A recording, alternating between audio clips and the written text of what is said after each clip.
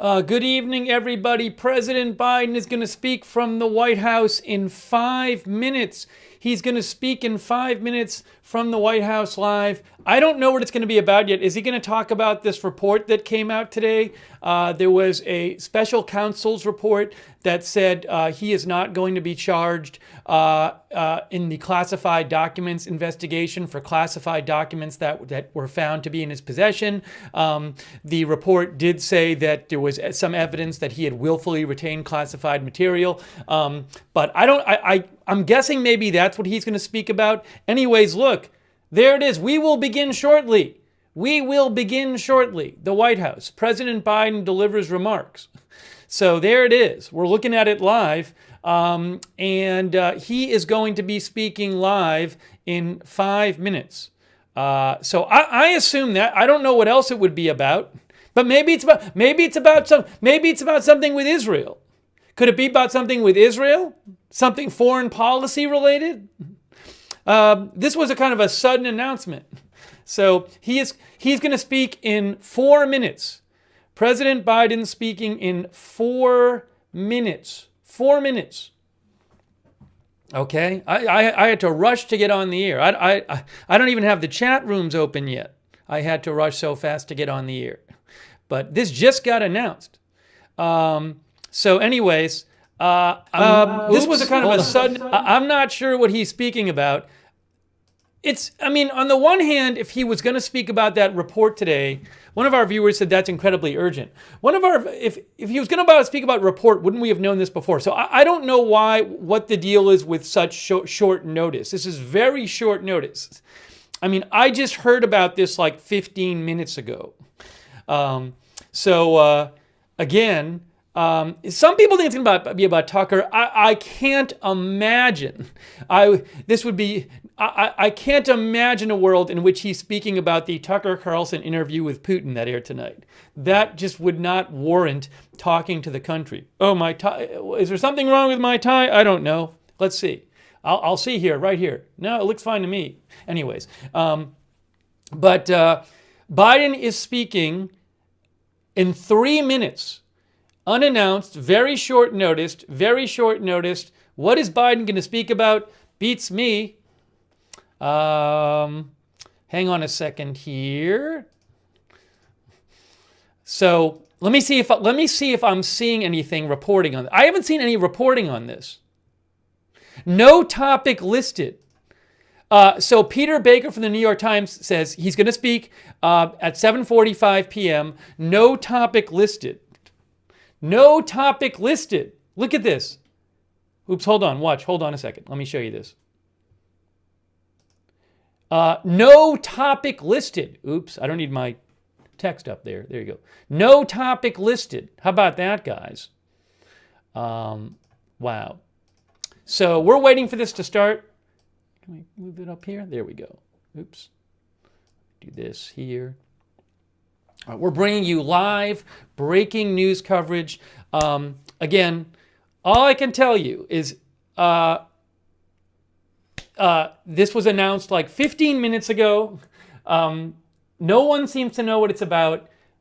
Again, one possibility is it could be about this report that came out today where he was, the special counsel said that Biden was not going to be charged for in the classified documents investigation where he had classified documents that it was found he had classified documents in his possession and then he gave them back when asked. And in this report, it said that there was some evidence that he willfully maintained them, but it said there's not enough evidence to charge him with a crime. It also, in the report, had some negative things to say about his memory. And it said, I think, he couldn't remember within several years when his son had died. Is that what it was? I'm just pulling it up right here. Yeah, in the report it said, talked about he had bad memory and he did not remember when he was vice president, forgetting on the first day of the interview when his term ended, and forgetting on the second day of the interview when his term began. He did not remember even within several years when his son Bo died. I'm just reading from the report right now. So, that's what makes the most sense to me since that report came out today. and it had some negative things to say about Biden. If he's not talking about the special counsel report that came out today, I don't know what he's talking about. Because, I mean, that's what happened today. It's very interesting. Do I think Biden is addressing the Putin video? No. There is no reason for Biden to address a Putin video, a Putin interview video, the Putin interview video. No, he's not talking about that. Anyways, yeah, so it's you know, if I had to, the only thing I can guess is that Biden is upset that there were some negative things said about him, both like about his memory and suggesting that there was evidence that he willfully retained classified material. Maybe he wants to respond to this report, the special counsel report that came out today. That would be my guess. We were actually going to do a stream tonight. I was going to do a stream tonight on the special counsel report. My day's been all messed up because I was up all night last night covering the volcano. So I was planning on coming on the air in like an hour. But this just came up. So Biden is speaking it live. Again, I haven't seen yet confirmation what he's talking about, but my assumption is it's going to be about the special counsel report. But I don't know for sure. It's just, again, if it's not the special counsel report, I don't know what it's going to be about, because then it's just about something that we have no idea. Again, you know, if you told me, oh, he's going to announce some kind of like, oh, there's a peace deal with Israel and Gaza, but like, why would we be hearing that from Biden first?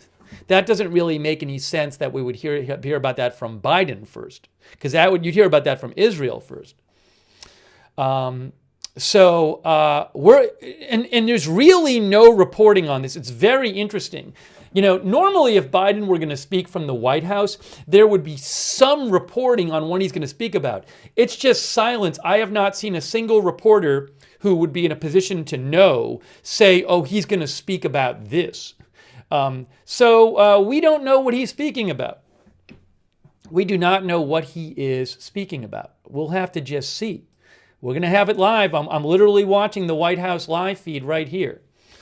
Okay.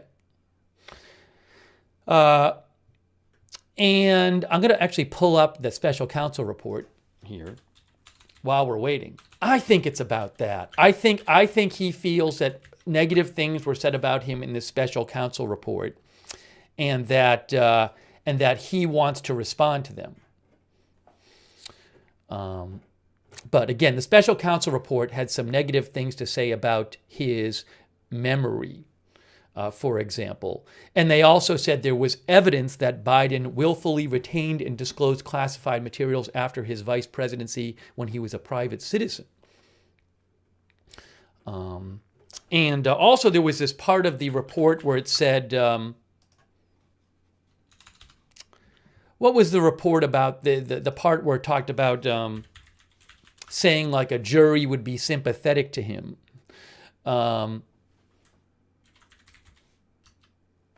The report said Mr. Biden would likely present himself to a jury, as he did during our interview with him, as a sympathetic, well-meaning elderly man with poor memory.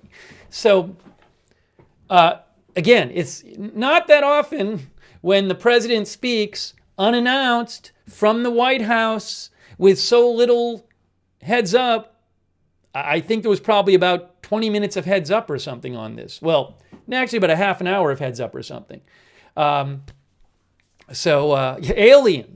Danix thinks it's aliens. Thanks to all of our moderators out there. Really appreciate it.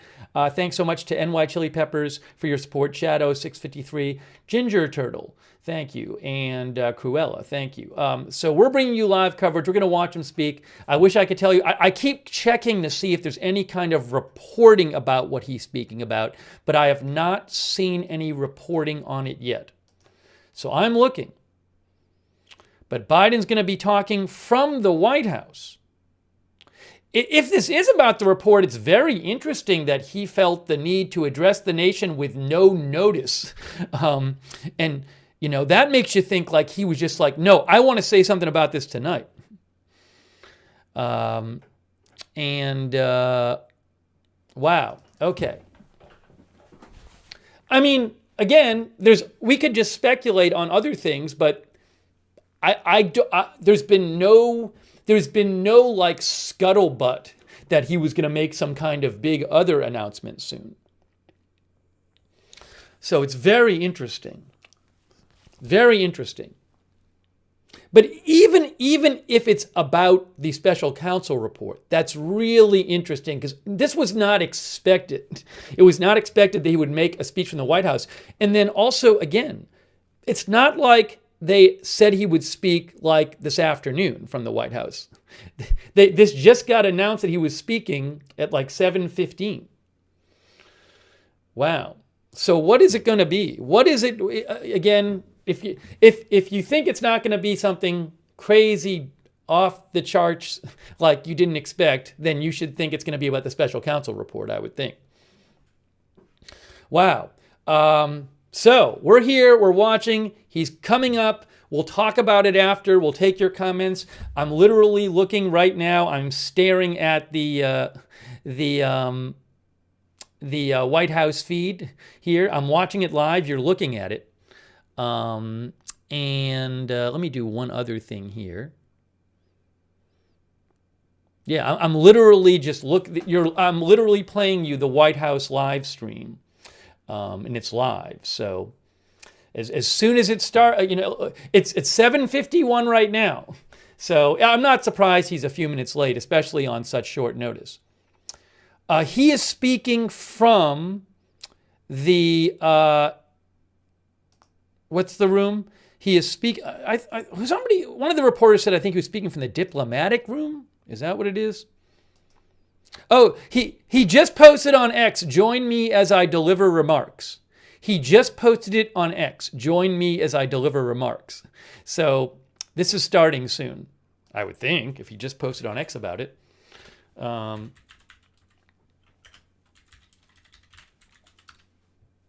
Coming up live. Wow. The diplomatic reception room. Caitlin Collins from CNN says this will be in the diplomatic reception room.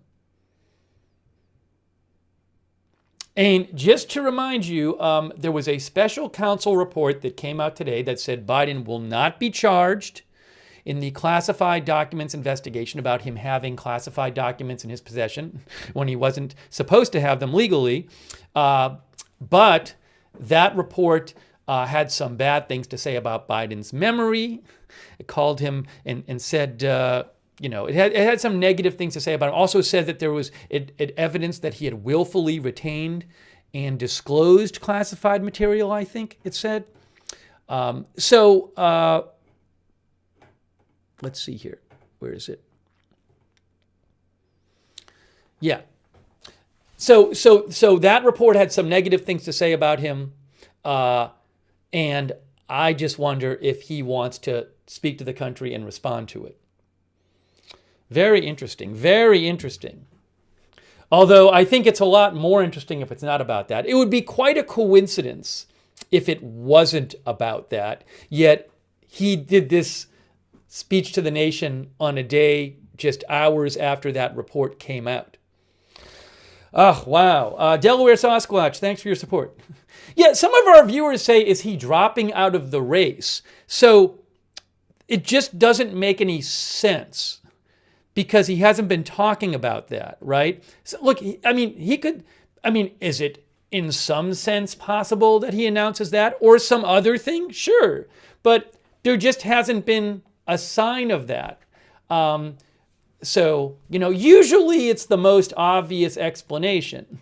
So that's why I'm saying, the most obvious explanation would be is that he wants to respond to the special counsel report. I mean, it's a big deal that a special counsel came out with a report today and said we're not charging him, but said he had memory problems. It was very personal. Literally, the special counsel report said that he couldn't remember when his son Beau died, and also that he couldn't remember when his vice presidential term started and ended. I mean, that's pretty personal. And it also, he's probably angry because the special counsel report didn't charge him with the special counsel said we're not charging him with a crime, but we have evidence that he willfully retained and disclosed classified information. you know, so hang on, hold on. It's about to start. All right. It's about to start because I have my eyes on a podium. But again, you're watching the White House stream. So this is the White House stream. It is live. As soon as he starts speaking, this will dissolve to him. Okay?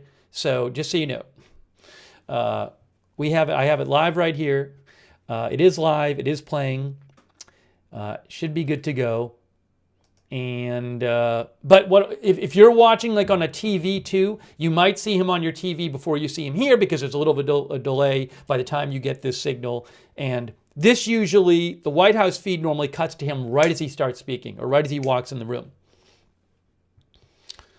Okay, let's see. What does Biden say? Speaking live, surprise speech to the nation. Surprise speech to the nation. Lisa Kerr says he's going to act mad. But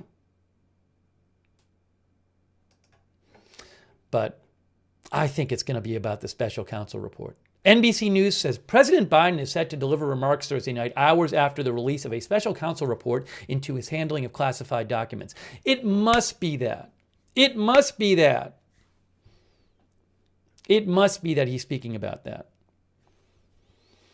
Wow. Gen X says, I don't like Biden surprises. Our viewer Avon on X says it's about the border situation.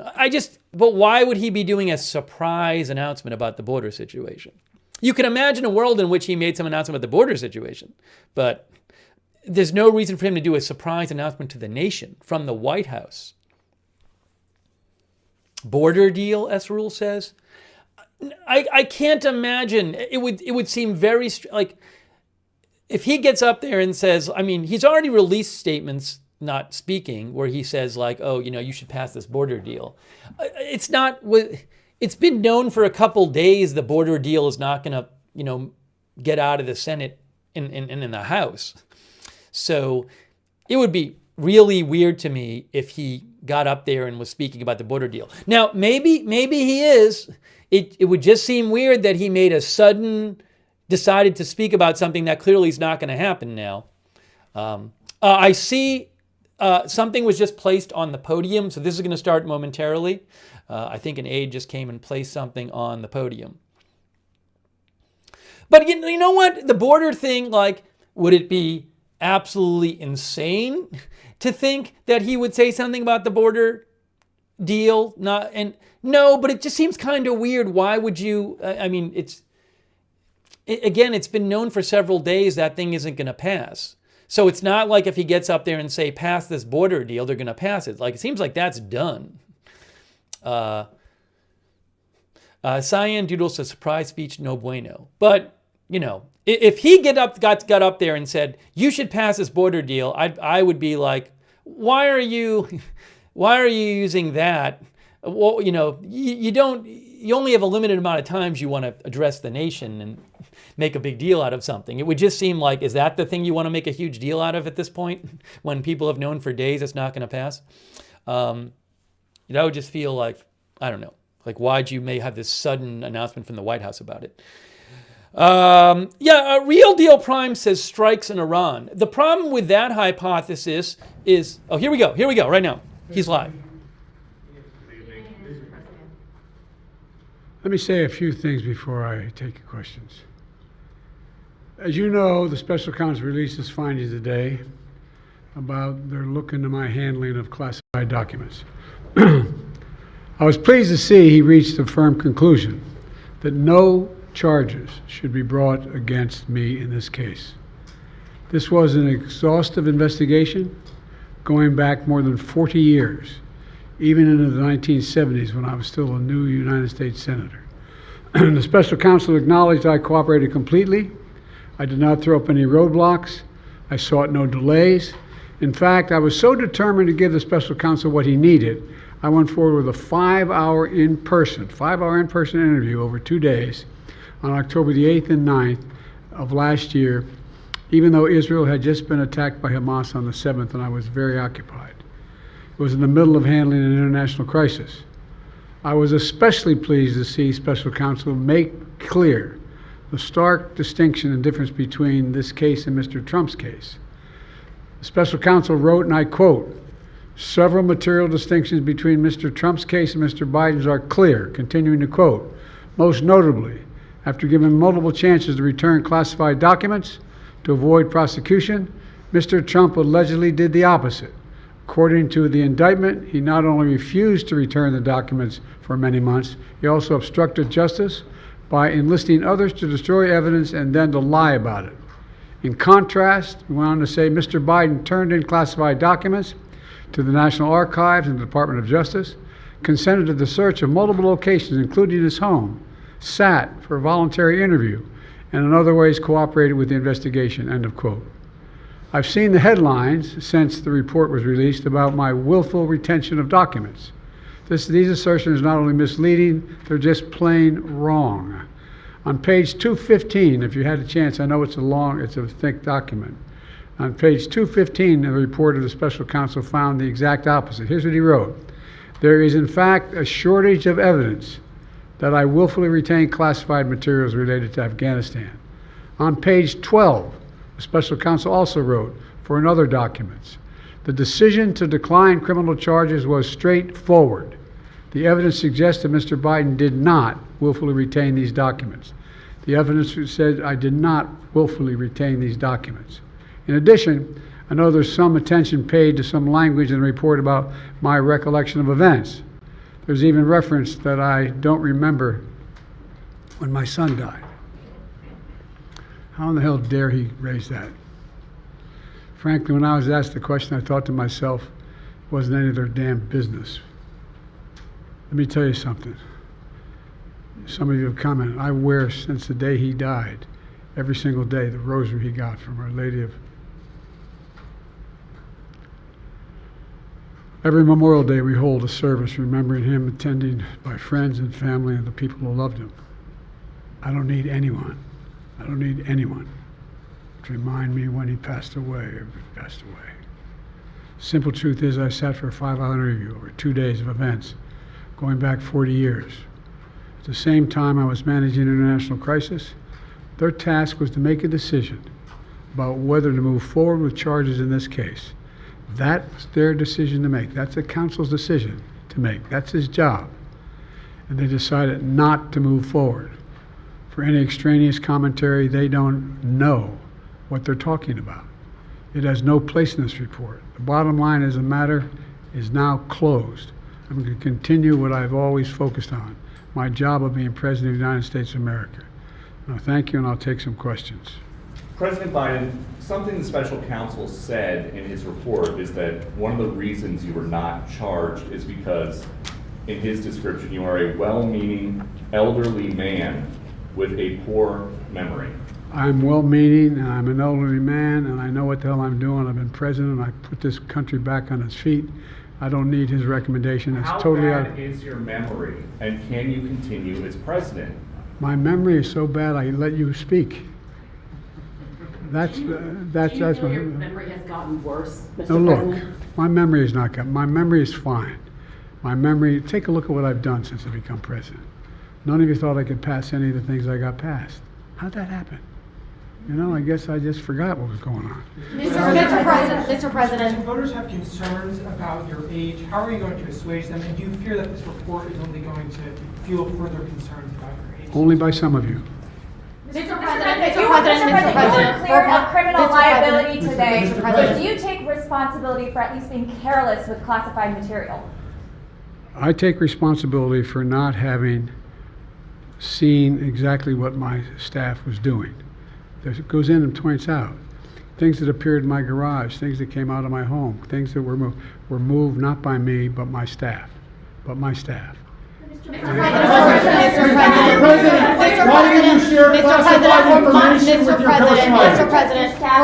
President, for months when you were asked about your age, you would respond with the words, "Watch me." Watch Many me. American people have been watching, and they have expressed concerns about your age. That is They- your judgment.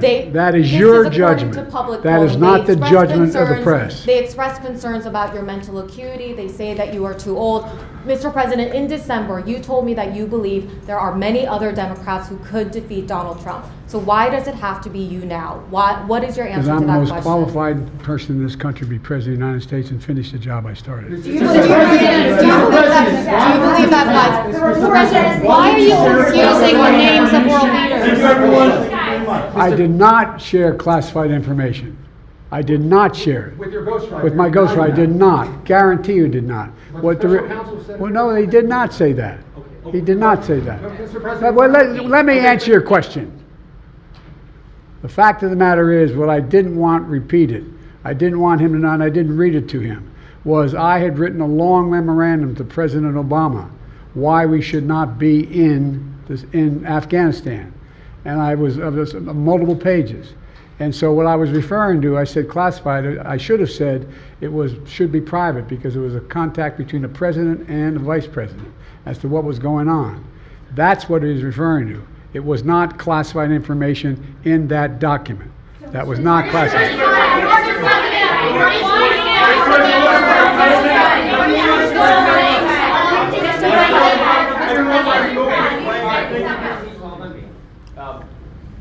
When you look back at this incident, is there anything you would do differently now?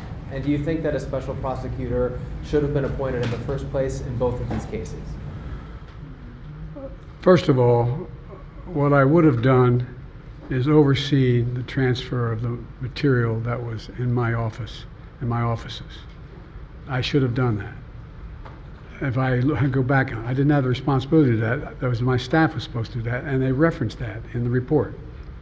And my staff did not do it in a way that, for example, I didn't know how half the boxes got in my garage until I found out staff gathered them up, put them together, and took them to the garage in my home.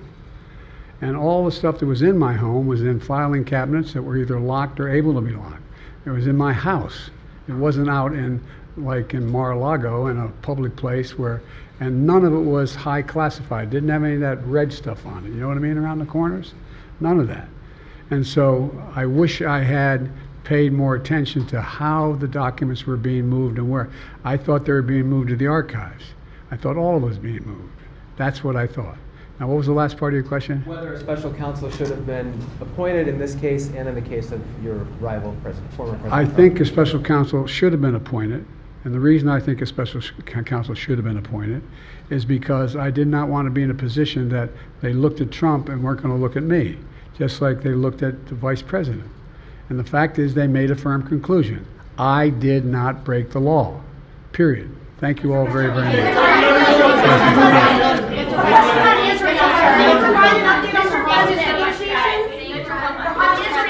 Netanyahu says that he has ordered the IDF. hostage negotiation. Look, I'm sorry. I'm of the view, as you know, that the conduct of the response in Gaza, in the Gaza Strip, has been over the top. I think that, as you know, initially the president of Mexico, Sisi, did not want to open up the gate to allow humanitarian material to get in. I talked to him. I convinced him to open the gate. I talked to Bibi to open the gate on the Israeli side. I've been pushing really hard to get humanitarian assistance into Gaza. There are a lot of innocent people who are starving, a lot of innocent people who are in trouble and dying, and it's got to stop, number one. Number two, I was also in a position that I'm the guy that made the case that we have to do much more to increase the amount of material going in, including fuel, including other items. I've been on the phone with the Qataris, I've been on the phone with the Egyptians, I've been on the phone with the Saudis to get as much aid as we possibly can into Gaza.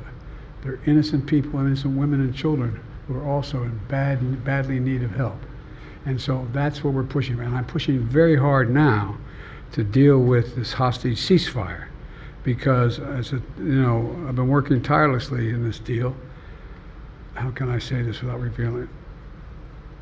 To lead to a sustained pause in the fighting, in the actions taking place in the Gaza Strip. And because I think if we can get the delay for that, the initial delay, I think that we would be able to extend that so that we could increase the prospect that this fighting in Gaza changes. There's also negotiations. You may recall, in the very beginning, right before Hamas attacked, I was in contact with the Saudis and others to work out a deal where they would recognize Israel's right to exist, make them part of the Middle East, recognize them fully in return for certain things that the United States would commit to do. And the commitment that we were proposing to do related to two items. I'm not going to go in detail, but one of them was to deal with the protection against their arch enemy to the northwest, northeast, I should say. The second one, by providing ammunition and material for them to defend themselves. Coincidentally, that's the time frame when this broke out. I have no proof what I'm about to say, but it's not unreasonable to suspect that the Hamas understood what was about to take place and wanted to break it up before it happened.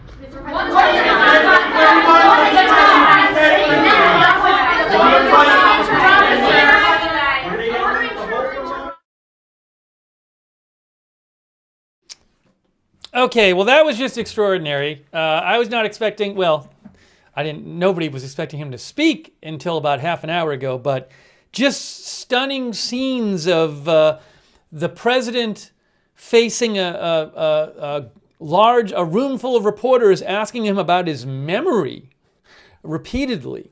Wow. So clearly, look, my intuition, and I'm sure some of yours was right, this was about the special counsel report. He was responding to this special counsel report that came out today, which said it's not good. The special counsel said not going to charge President Biden with any crimes regarding classified material that was found in his possession. But in that report, it had said some really negative things about President Biden's memory, saying he couldn't remember when his son Beau died and when he was in his vice presidential term was, things like that. Also said there was evidence that he willfully retained and disclosed classified information. So President Biden denied those things. He was very, very upset about the claim he didn't remember when his son had passed away, the day his son had passed away, the date. But it was just stunning because like the first several questions he took were about his memory and whether his memory was good. And you had people shouting at him things like, is your memory good? Look, to me, this is just me. I can't imagine that any of his advisors wanted him to do this. Now, I may be wrong. This felt to me like something where he was upset about this today, and he saw these negative things being said about him. And he even said, I saw the headlines. He said, I've seen the headlines about my willful retention of classified material. And so it seems to me that he was just angry that these negative things had been said about him, and this was being spun a certain way in the headlines, and he wanted to go directly to the country and give his side of the story. That's what it felt like. But man, it's just, I don't know if him with a room full of people shouting at him about whether his memory is still okay, I don't know if that's a great look. I have a hard time thinking that his advisors want this video of him standing there while reporters shout at him and ask him about whether he still has good memory and whether his memory is still good enough to be president. Maybe I'm wrong about this. It just felt like the kind of thing he wanted to do it and he was going to do it. That's what I think. I might be wrong. Let me know what you think. We'll play it again. I mean, we're going to play it again. I'm going to take some comments from you guys, but we will play that. I want to see it again. But let me just change the headline because he's not speaking live. President Biden responds angrily to special counsel report. Okay, I think that's right. I mean, he was clearly upset. I don't think that's an unfair headline. I'm going to actually see, I'm wondering if like Trump is posting on Truth Social about this. I'll check that as well. We're going to have to watch that again. But that was really, you don't see that every day. That was pretty unique. You don't see that every day. Sorry, I was just fixing the headline here. A quick thanks to John Goff and Wiley the Cat and John DFW. John said he mentioned Mexico. That might have been a slip. I'm sorry, you know, I thought I heard him say the word Mexico. The problem is, like, I was still thinking about, when he got to the stuff at the end about Gaza, when he was asked about that, I was still thinking about what he said before that. So I wasn't really hanging on every word there. Maybe I should have been, but I was trying to process what we had just heard. We'll go back and listen to it again. Janet Banks, thanks for your support. Joe South Oz, Saza, Frisian Mom, JV, and Steve Griffiths, Delaware Sasquatch, Cruella, Jamie Wyman, Michelle. Thanks for your support, and all of our moderators out there too. I want to take some comments from you guys, and also Janice McConnell, thank you. I want to take some comments from you guys and get some feedback on this. This was just pretty extraordinary to see. I'm sure you guys wouldn't mind seeing that again as well, because it was pretty. You don't see that every day. Thanks also, Stunned in the North and Nick Wan for your support, and Underjolt over there on Twitch, Haas McKay, Fabe, Tander as well. And all right, let's give me a second. I want to take a couple comments. What did you think about this? I'm going to read a couple of your comments right now, and then we're gonna watch that again, because that was just so different, so unusual. Hang on here, one moment. Thanks to Jesus Galvan for the Facebook stars. Let's see.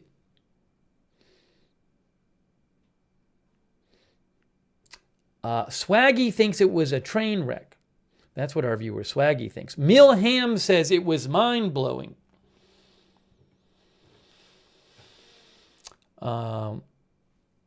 Let's see here.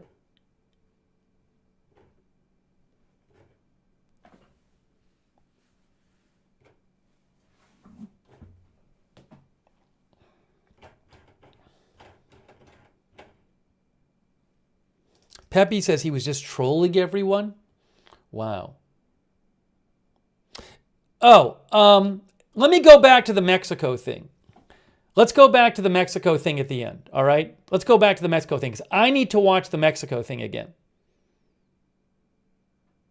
So we're going to watch that right at the end, when he mentioned Mexico.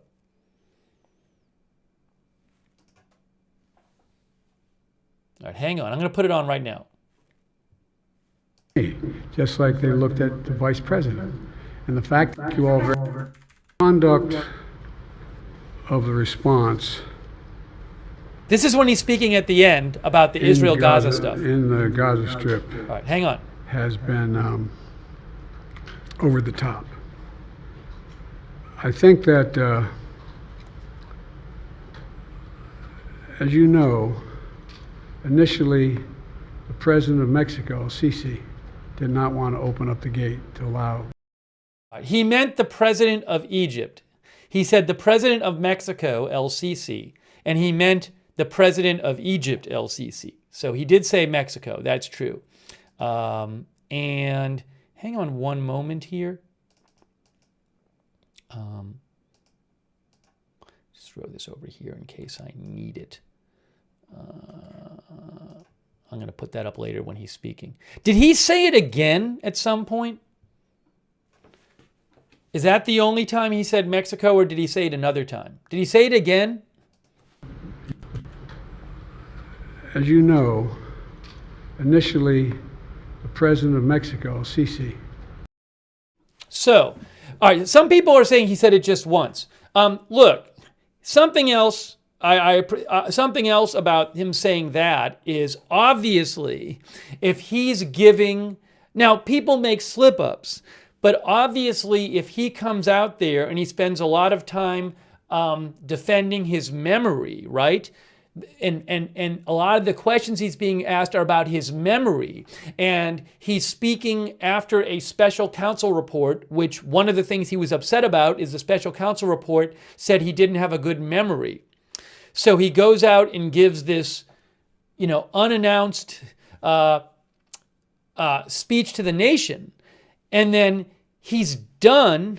And then he walks back because he's asked a question about Israel and Gaza. And basically right at this, and then he says, he just, instead of saying president of Egypt, he says president of Mexico. It's not a good look. So people make mistakes, and I'm not going to sit here and judge him based on that one mistake. But this is when you're making this, this was not, he wasn't, this is like a political appearance. He's not coming out to announce a new peace treaty. He's not not coming out to declare war on someone. This appearance is to defend himself from this special counsel report. And one of the things he's defending is his memory. So to do this and then have this moment there where he says Mexico instead of Egypt is not the best look. Is not the best look. So, that's tough. That's tough. And again, I apologize because when I was listening at the end, I heard him say Mexico, but I wasn't sure what I heard. And I was so focused on what had just happened before that I didn't even realize what he had just said. So I appreciate people talking about that. Wow. But again, if the purpose of this is to defend himself, and a lot of it was about him defending his memory. And then, just to have that happen when he's when he says the Mexico thing, it's not the greatest look for that to happen. Let's see here.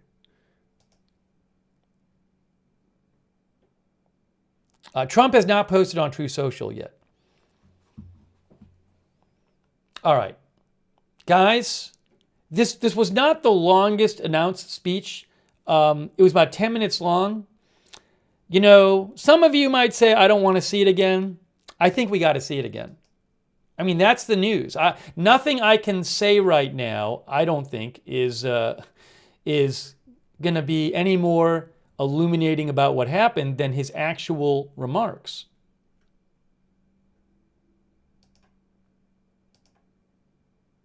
Oh, it was long. How long? Yeah, it was about 10 minutes long. So we're gonna watch this. I mean, it was so stunning. I might stop it at the end when he's well, I'll just play it all the way through. But this was moments ago. Mammy Washington says we got to see it again. I mean, moments ago. Here it is. So this was Biden. Again, this was not something that was planned, that we heard of. It was just announced around 7:15, I believe it came out. He was speaking. Impromptu address to the nation. And again, the special counsel report came out today that said he's not going to be charged for any kind of crime involving him having classified documents in his possession he wasn't supposed to have. But there were some negative things, very negative things said by the special counsel in that report, including saying he doesn't have a good memory, saying he didn't remember when his son died, saying he didn't remember the dates he served as vice president. And also another thing in that special counsel report was this claim that our investigation uncovered evidence that President Biden willfully retained and disclosed classified materials after his vice presidency when he was a private citizen. They said they did not ultimately have enough proof to charge him, evidence to charge him with a crime. But anyways, that's the backstory to this. Here it is.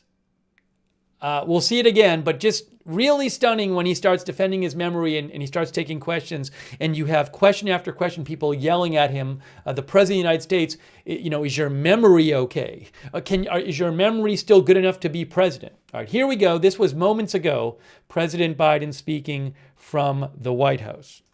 Hey, everybody. Let me say a few things before I take your questions. As you know, the special counsel released his findings today about their look into my handling of classified documents. I was pleased to see he reached a firm conclusion that no charges should be brought against me in this case.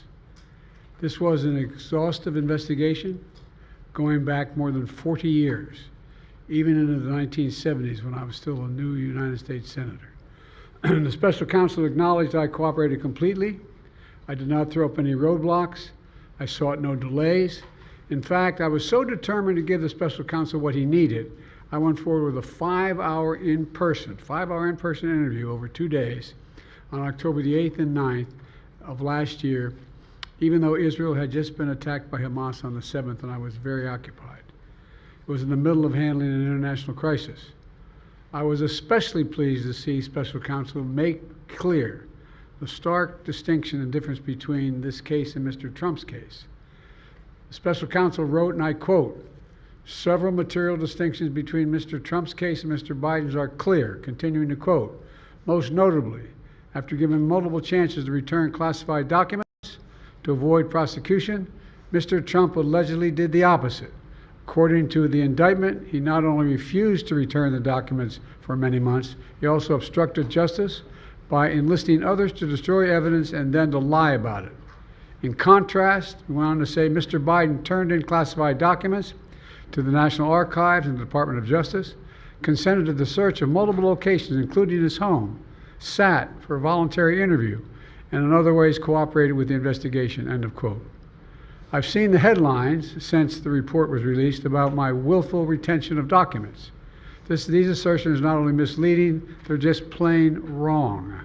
On page 215, if you had a chance, I know it's a thick document. On page 215 of the report of the special counsel found the exact opposite. Here's what he wrote. "There is in fact a shortage of evidence that I willfully retained classified materials related to Afghanistan." On page 12, the special counsel also wrote, for another documents, "The decision to decline criminal charges was straightforward. The evidence suggests that Mr. Biden did not willfully retain these documents. The evidence said I did not willfully retain these documents. In addition, I know there's some attention paid to some language in the report about my recollection of events. There's even reference that I don't remember when my son died. How in the hell dare he raise that?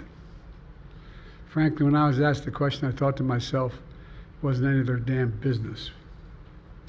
Let me tell you something. Some of you have commented, I wear since the day he died, every single day, the rosary he got from Our Lady of...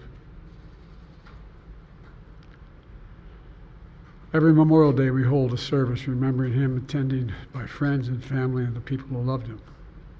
I don't need anyone to remind me when he passed away or passed away. Simple truth is I sat for a 5-hour interview over 2 days of events going back 40 years. At the same time I was managing an international crisis, their task was to make a decision about whether to move forward with charges in this case. That's their decision to make. That's the counsel's decision to make. That's his job. And they decided not to move forward. For any extraneous commentary, they don't know what they're talking about. It has no place in this report. The bottom line is the matter is now closed. I'm going to continue what I've always focused on, my job of being President of the United States of America. Now, thank you, and I'll take some questions. President Biden, something the special counsel said in his report is that one of the reasons you were not charged is because, in his description, you are a well-meaning elderly man with a poor memory. I'm well-meaning, and I'm an elderly man, and I know what the hell I'm doing. I've been president, and I put this country back on its feet. I don't need his recommendation. It's totally out. How bad is your memory, and can you continue as president? My memory is so bad I let you speak. That's your memory has gotten worse, Mr. No, look, President? my memory is not good. My memory is fine. My memory, take a look at what I've done since I become president. None of you thought I could pass any of the things I got passed. How'd that happen? You know, I guess I just forgot what was going on. Mr. President. If voters have concerns about your age, how are you going to assuage them? And do you fear that this report is only going to fuel further concerns about your age? Only by some of you. Mr. President, you were cleared of criminal liability today. Do you take responsibility responsibility for at least being careless with classified material? I take responsibility for not having seen exactly what my staff was doing. It goes in and points out things that appeared in my garage, things that came out of my home, things that were moved not by me but my staff. Mr.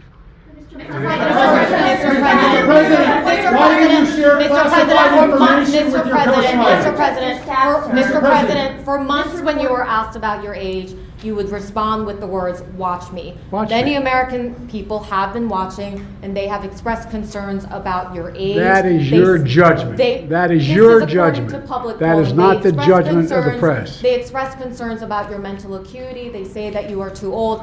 Mr. President, in December, you told me that you believe there are many other Democrats who could defeat Donald Trump. So why does it have to be you now? What is your answer to that question? Because I'm the most qualified person in this country to be President of the United States and finish the job I started. Do you believe that, guys? Why are you confusing the names of world leaders? I did not share classified information.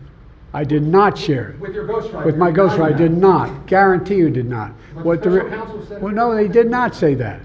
He did not say that. Mr. President, Well, let me answer your question. The fact of the matter is, what I didn't want repeated, I didn't want him to know, and I didn't read it to him, was I had written a long memorandum to President Obama why we should not be in Afghanistan. And I was multiple pages. And so what I was referring to, I said classified. I should have said it should be private because it was a contact between the president and the vice president as to what was going on. That's what he was referring to. It was not classified information in that document. That was not classified.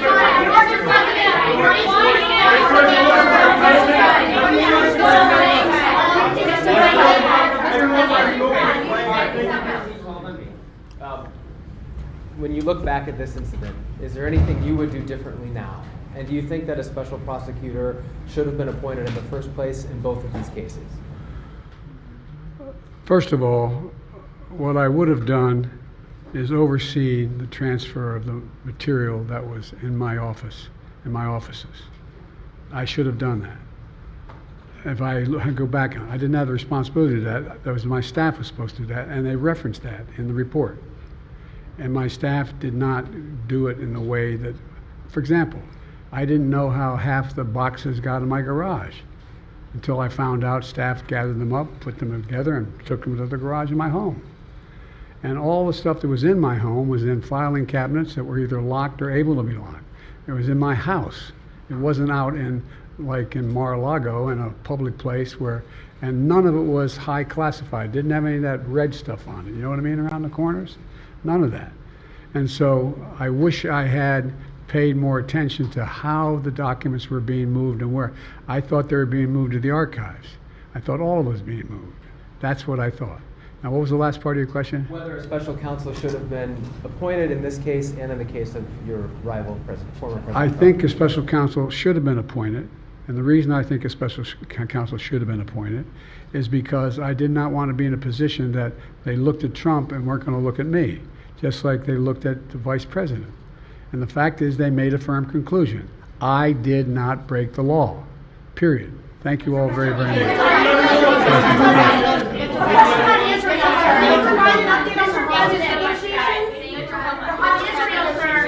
Netanyahu says that he has ordered the IDF. Hostage negotiation. Look, I'm sorry. I'm of the view, as you know, that the conduct of the response in Gaza, in the Gaza Strip, has been over the top. I think that, as you know, initially the president of Mexico, Sisi, did not want to open up the gate to allow humanitarian material to get in. I talked to him. I convinced him to open the gate. I talked to Bibi to open the gate on the Israeli side. I've been pushing really hard to get humanitarian assistance into Gaza. There are a lot of innocent people who are starving, a lot of innocent people who are in trouble and dying. and it's got to stop, number one. Number two, I was also in a position that I'm the guy that made the case that we have to do much more to increase the amount of material going in, including fuel, including other items. I've been on the phone with the Qataris, I've been on the phone with the Egyptians, I've been on the phone with the Saudis to get as much aid as we possibly can into Gaza. They're innocent people, innocent women and children who are also in badly in need of help. And so that's what we're pushing. And I'm pushing very hard now to deal with this hostage ceasefire because, I've been working tirelessly in this deal. How can I say this without revealing it? To lead to a sustained pause in the fighting, in the actions taking place in the Gaza Strip. And because I think if we can get the delay for that, the initial delay, I think that we would be able to extend that so that we could increase the prospect that this fighting in Gaza changes. There's also negotiations. You may recall, in the very beginning, right before Hamas attacked, I was in contact with the Saudis and others to work out a deal where they would recognize Israel's right to exist, make them part of the Middle East, recognize them fully in return for certain things that the United States would commit to do. And the commitment that we were proposing to do related to two items. I'm not going to go in detail, but one of them was to deal with the protection against their arch enemy to the northwest, northeast, I should say. The second one, by providing ammunition and material for them to defend themselves. Coincidentally, that's the time frame when this broke out. I have no proof what I'm about to say, but it's not unreasonable to suspect that the Hamas understood what was about to take place and wanted to break it up before it happened.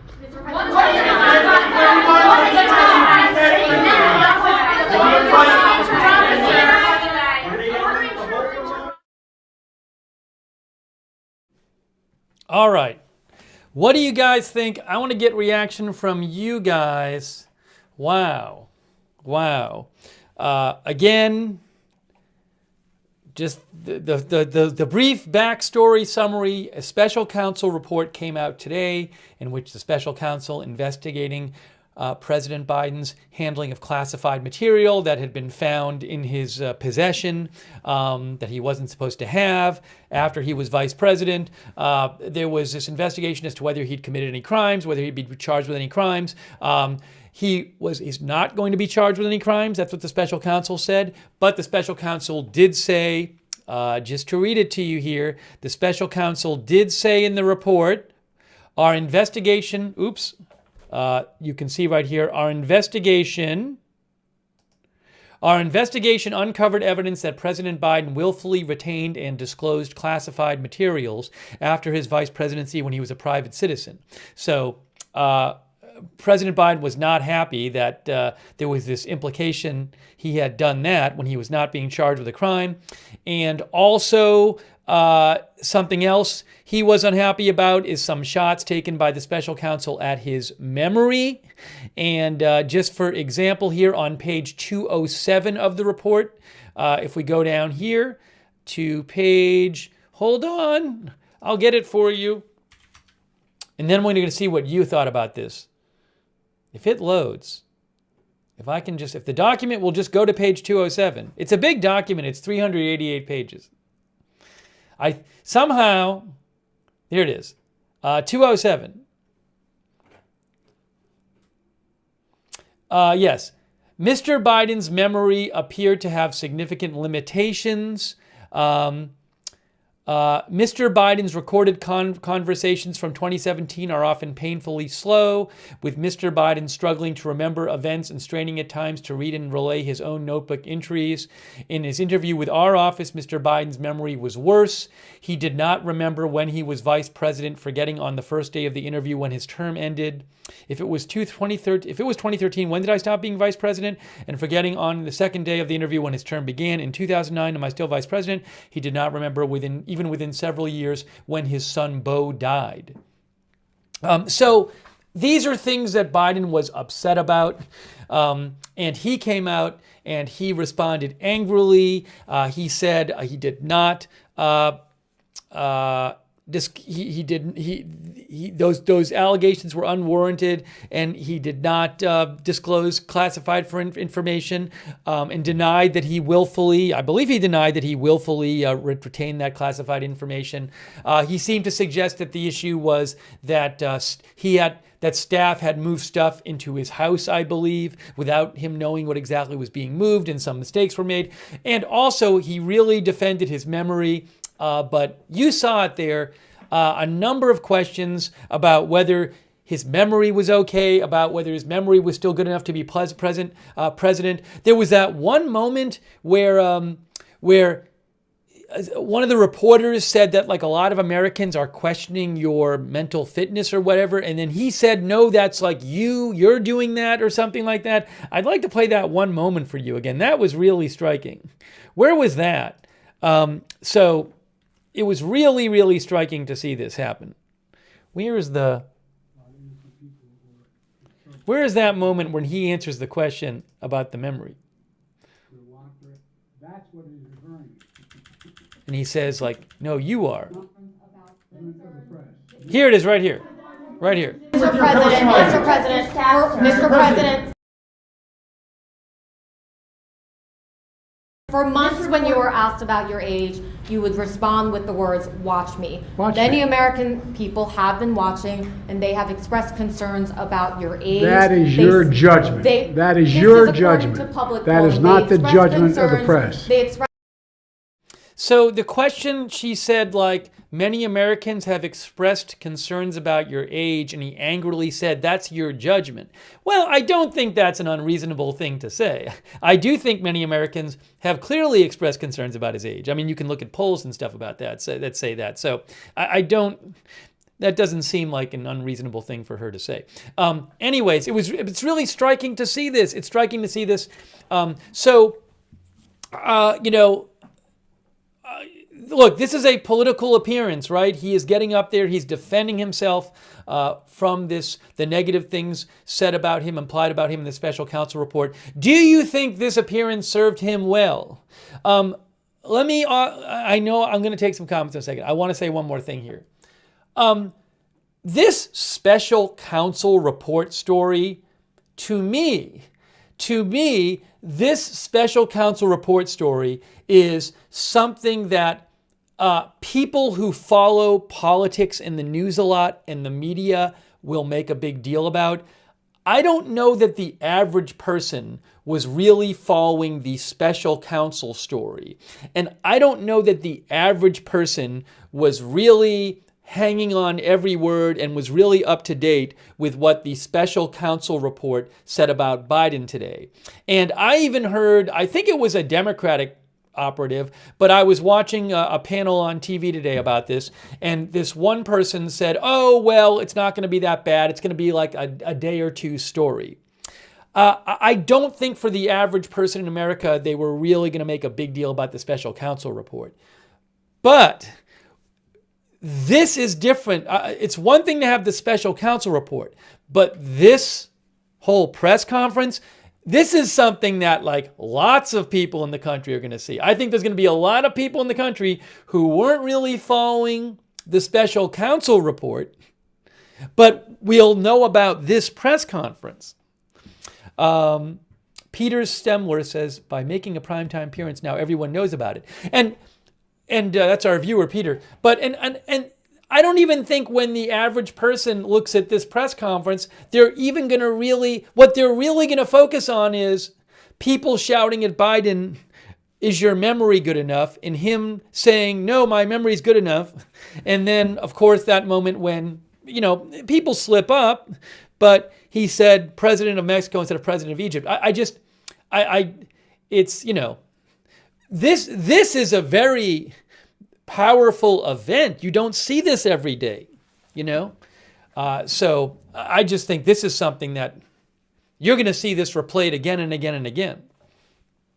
One of our viewers said something interesting. I forget who it was. One of our viewers thought I don't want to misquote our viewer, but the viewer said something like, he was like reacting emotionally, and you don't want to see a president, do that, or he was like being controlled by his emotions.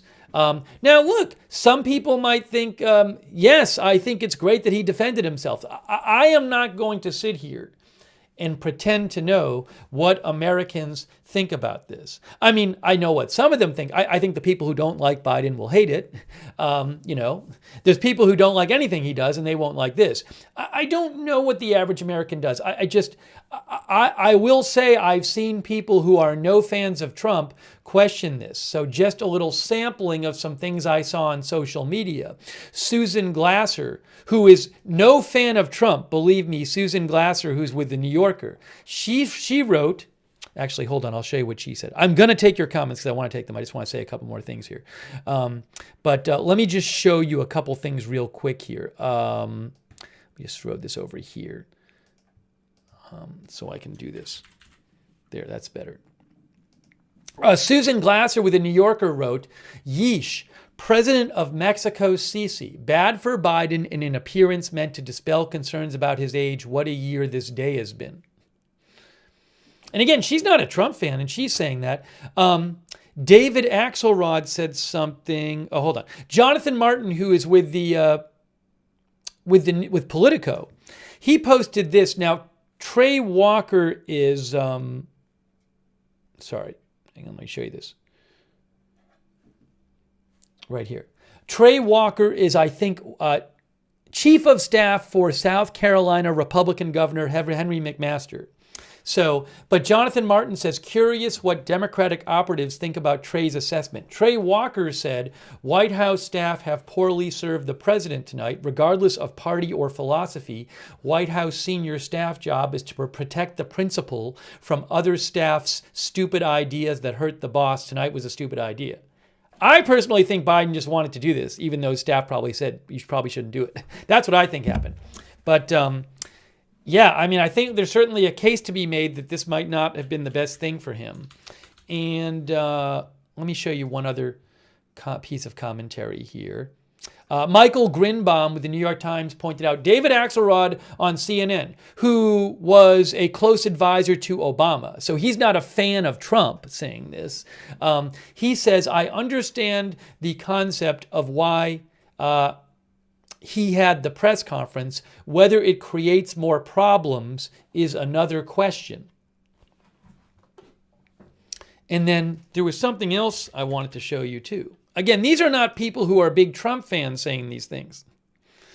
Hang on.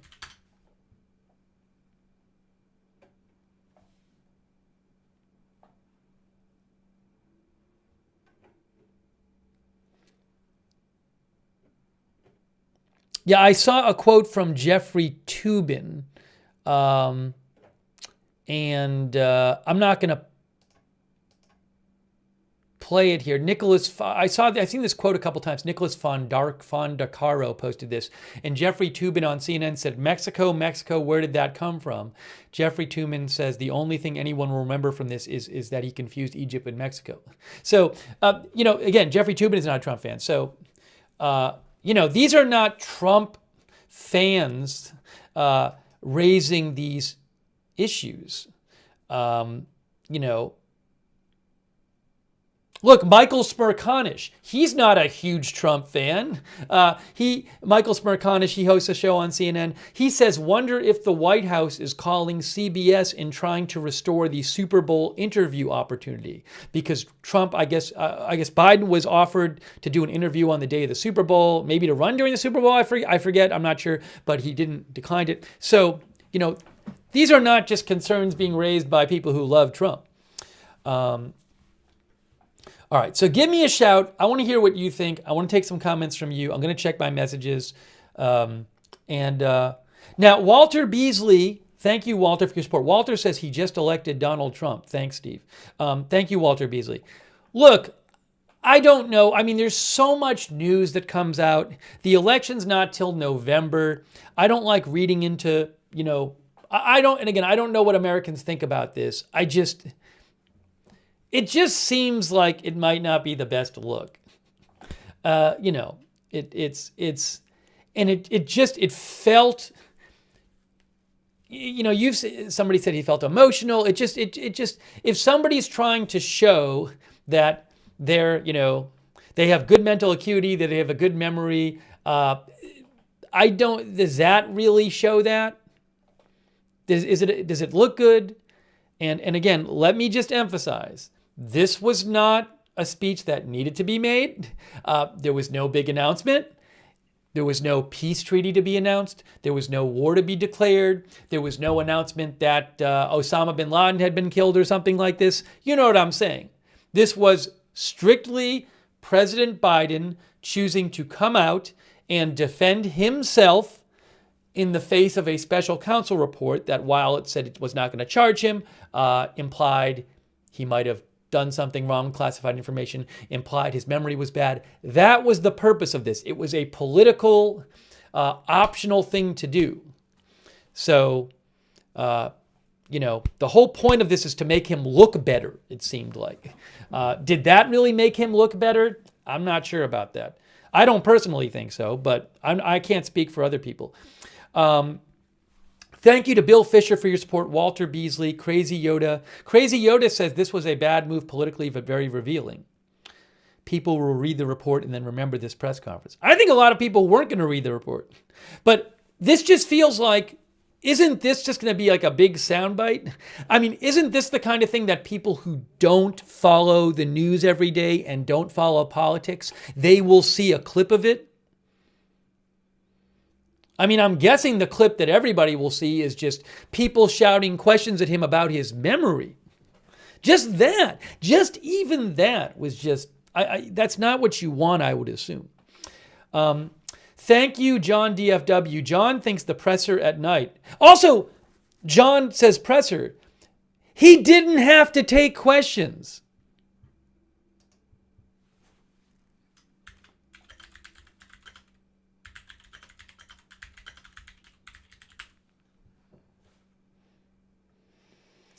That's like a whole other thing. He didn't even have to take questions.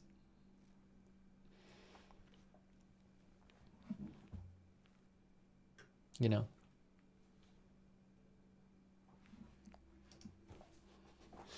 I just posted that. He didn't have to take questions. I mean, he chose to take questions. He could have gone out there and spoke and left. He chose to take questions.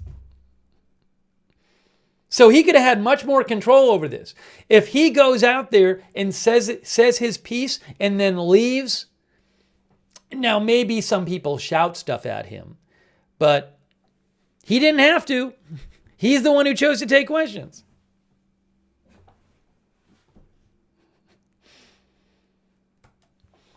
John DFW thinks it was a political miscalculation of tremendous proportions. Should have handled it tomorrow during the day in a different setting. So as John points out, he could have spoken about it during the day. He did give some remarks today. He was speaking somewhere, I don't remember where. It wasn't a speech to the nation, and he said something about it.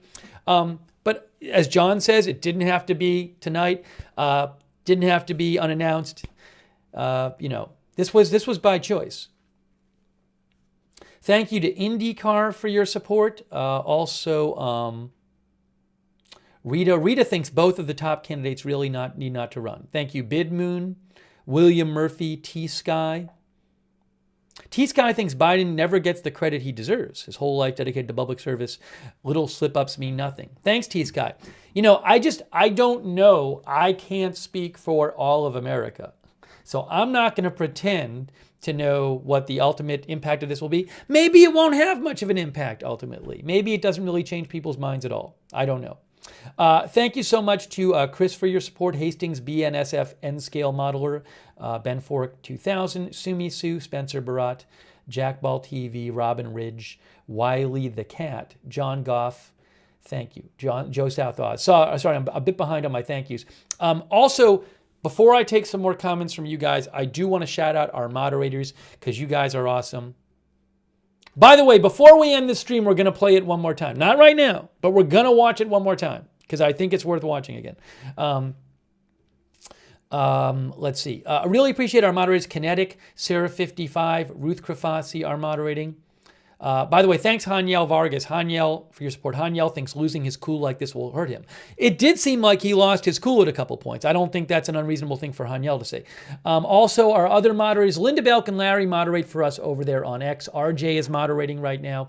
Over there on Twitch, we have modding Bastion Girl, Big Ball of Yarn, David Green, Idaho Star, I Got That Fire, Papa Bear, Sharon C54, and Surly Dev. And we have moderating over there on Facebook. Let me thank them. And again, I'm behind on your comments. I want to read some more of your comments, hear what you have to say about this really extraordinary appearance by President Biden tonight, impromptu appearance. Kay Lowry Body moderating over there. Thank you so much, Kay, for moderating. And I owe a couple more thank you. Thank you for the Facebook stars Connie Ori, Connor Garrity, Lavette Conkle Aquino, and Alicia Rivera. And thanks also on Twitch for your support, Sir Checks-a-Lot, and Jane and Wheezy, and Judas Goat Barbecue, and Haas McKayfabe, and Real Change, Nick Wan, and Stunned in the North, and Underjolt. Thank you. And Tander62. All right. I got to take some more comments from you. Let's see. I'm going through my a lot of people have written to me. Let's see here.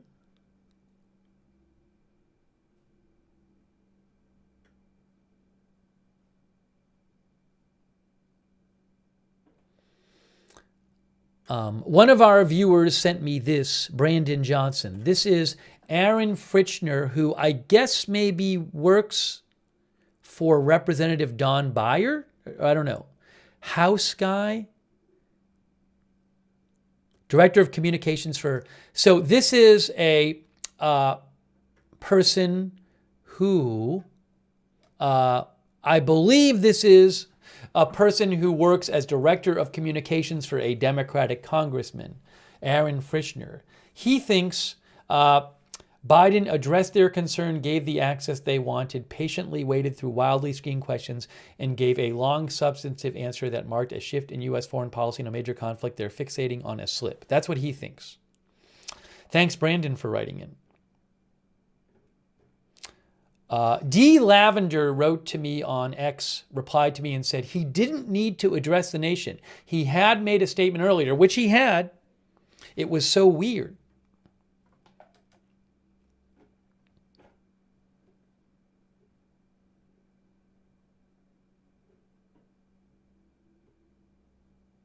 You know what also? I felt when he was out there just by himself, if he were going to take questions, I thought that like it would have served him to have like his press secretary there or somebody and say like, look, he's going to take some questions, but we don't want this to be a free-for-all. So I will call on you because there's just these times when he's looking up and just all these people are just shouting at him. And he's just there alone as people shout at him, which I don't think looks great. Again, maybe I'm wrong.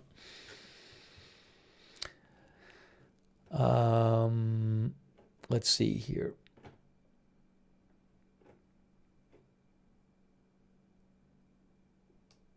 Our viewer, or one of our viewers sent me something, but then they deleted it, so I don't want to read it if you delete it.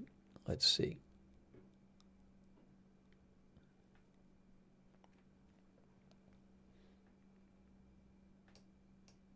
Lisa Vote 2024 says, President Biden always stands strong for his late son. I think that was the tipping point driving him to speak, and I don't blame him. His son should not have been mentioned in the report. Look, I understand that. I understand that he would be angry. You know, this report claimed, here, I'll show you this here. Where is it here? The special counsel report claimed that when the special counsel's office interviewed Biden, they claimed that like he didn't remember the date of his son's death. And look, I wasn't in the interview and I haven't read the transcript. But, you know, who knows? Maybe if you were in the interview, you'd be like, oh, he just, you know, that it doesn't. It's not as bad as they're making it. It says right here. You know, in his interview with our office, the special counsel's office, he did not remember even within several years when his son Beau died. Then they give a... Oh, and I guess I'd have to look at the transcript here. There is a place in the transcript. I wonder if I could get that transcript. Is the transcript attached? Transcript at 8283. Is the transcript attached at the back? Let's see. This document's so hard to go through. It's a PDF of 350 pages, 380 pages. And whenever I try to go through it, maybe if I download it, maybe I should download the document. That would be easier. Right here, I'm downloading the document because maybe we can see the actual transcript. But my point is that, yeah, I get why Biden would be mad when the special counsel basically announces to the country the claim that he didn't know when his son had died. But, you know, again, was he well served by doing this? All right, hang on.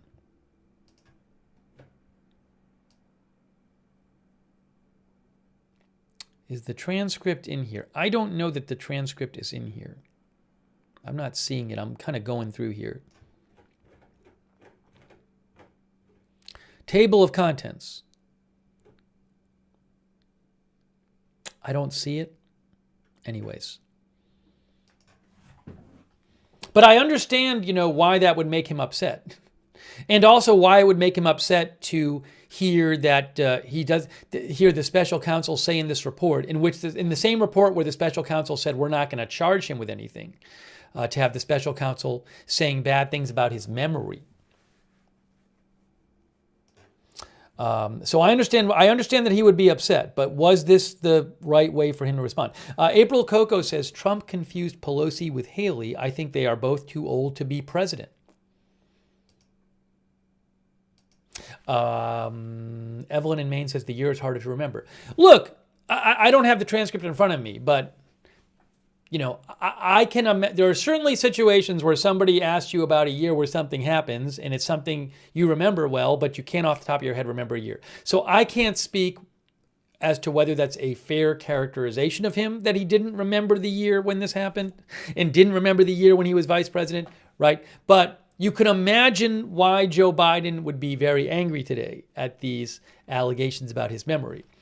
You know, so I get the point the viewer is making. But again, did he do himself a favor? Moose's Backyard says, first, I'm impressed by the rudeness of some reporters regarding Biden's health. Well, he's an old man, so it's normal he has some limitations, but for his age, he's still fine. Not a big deal given how much assistance he gets in the role of president. That's from Moose's Backyard. Thank you so much, Moose's Backyard, for writing in.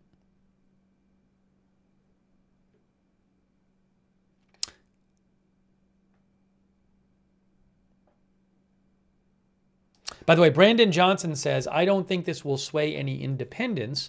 I mean, we can all see the countless gaffes Trump has made recently, and in regard to looking emotional, Trump was way more emotional. Biden can look sympathetic, at least, like when the press was shouting at him erratically. So we have some viewers, thanks, Brandon, for writing in. Some of our youth viewers think this really looked bad for Biden. Others don't. I have told you I'm not going to pretend to know how the average American is thinking about this. I'm sure there's a lot of different views among Americans on this.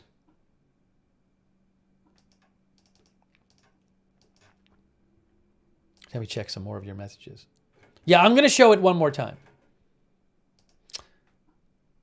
Our viewer Arm in Amsterdam says,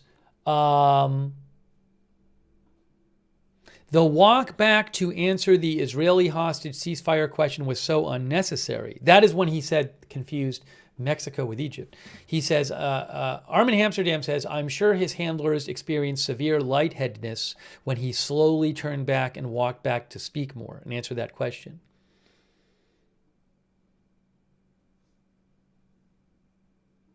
Armin Amsterdam thinks the speech was bad optics.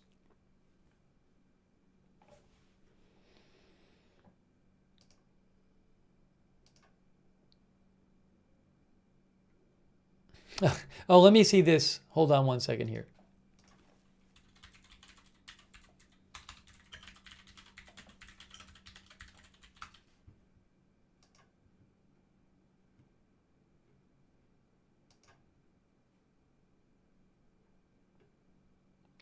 Where is this here? No, I didn't see that one. Somebody said something, and then I looked it up, and I'm not really seeing it myself.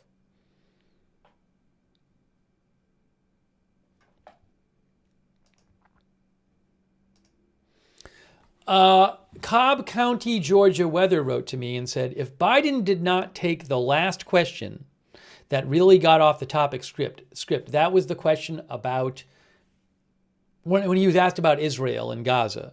And then he came back to the podium, and like one of the first things he did is confuse Egypt with Mexico. Cobb County, Georgia weather says, if Biden did not take the last question that really got off the topic script, I think this press conference would really not have been too damaging, if at all. But he did, and I think that this press conference is damaging, in my opinion. Thanks for writing in, Cobb County, Georgia weather.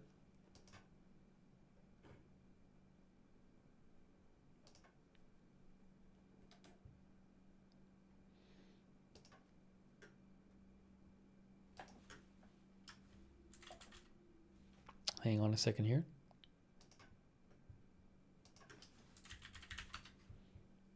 Checking some more of your comments.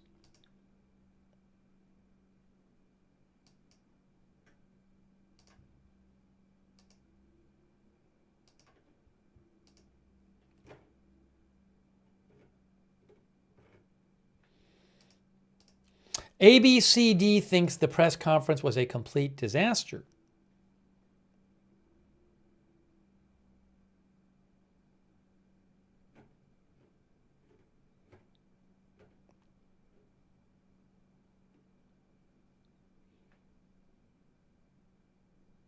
Now, look, whatever you think of the press conference,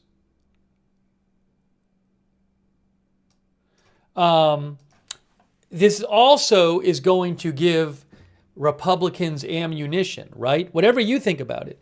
Speaker Mike Johnson, who unsurprisingly is not a fan of Biden, he said the president's press conference this evening further confirmed on live television what the special counsel report outlined. He is not fit to be president.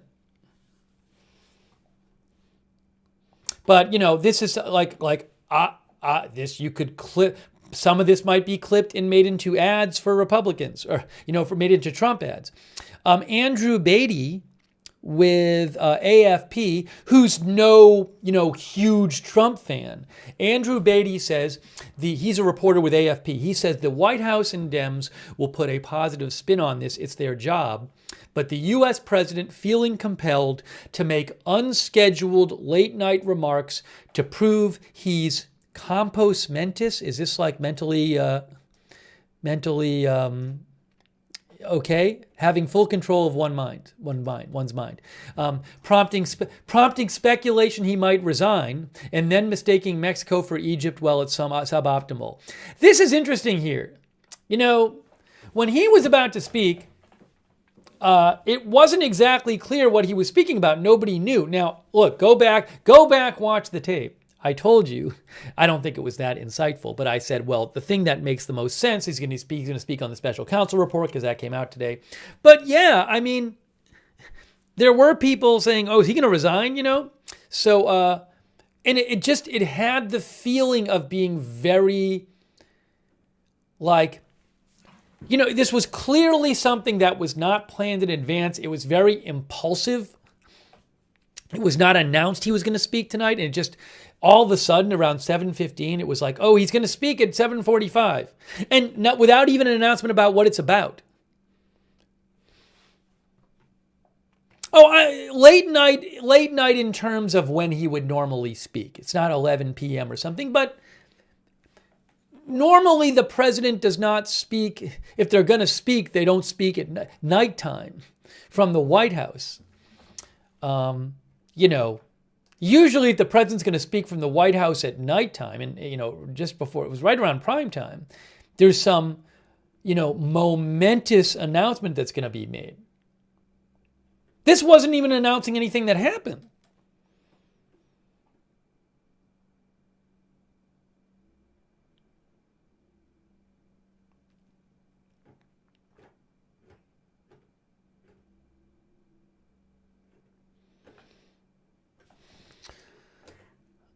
Let's see here.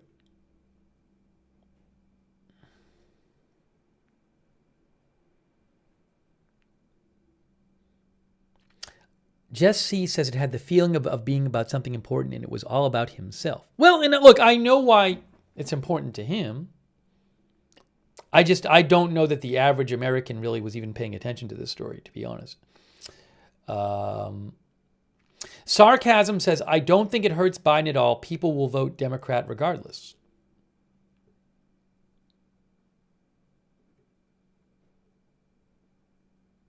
Dr. McRib says, what a mess, damn.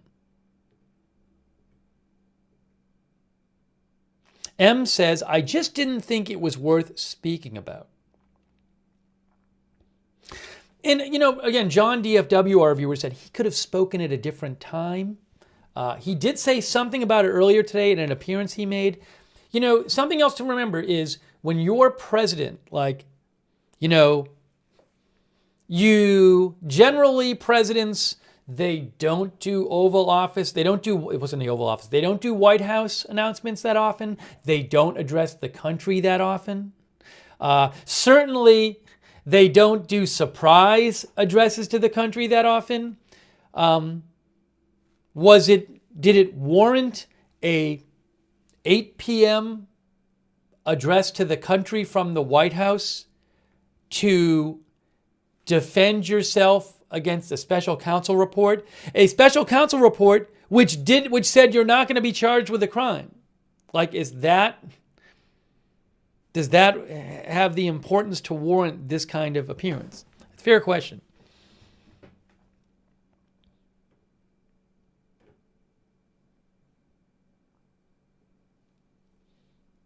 Dolphin Bear thinks the race ended tonight. Well, there's again 9 months till the election. All kinds of things can happen.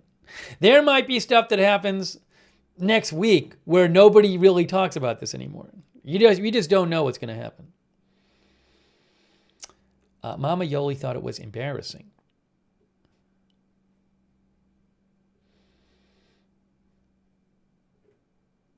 I do wonder, was it the kind of thing where he talked with his advisors today and he's like, I want to speak. And they're just like, no, don't worry about it. Well, maybe there was a plan to have him speak tomorrow or something. And finally at 6:45 or 7, was he like, that's it. I'm speaking. No, I'm not listening to you. I am speaking. I wouldn't be surprised if that happened in the White House.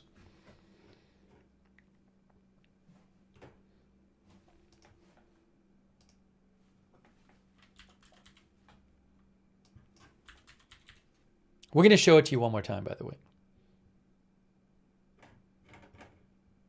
It was stunning. Whatever you thought, whatever you...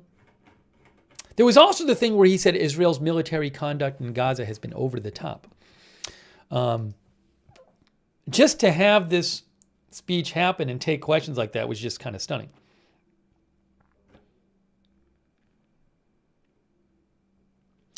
One of our viewers, Marie, says he could have just took to social media about it.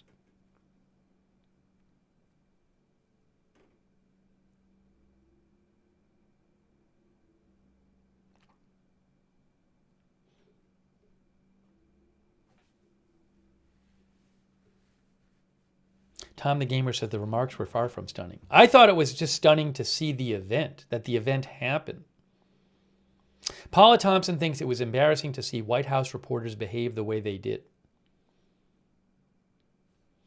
Luke Cancherby thinks, what a blunder on the part of Biden. The best he could have done is avoid the cameras and keep his mouth shut.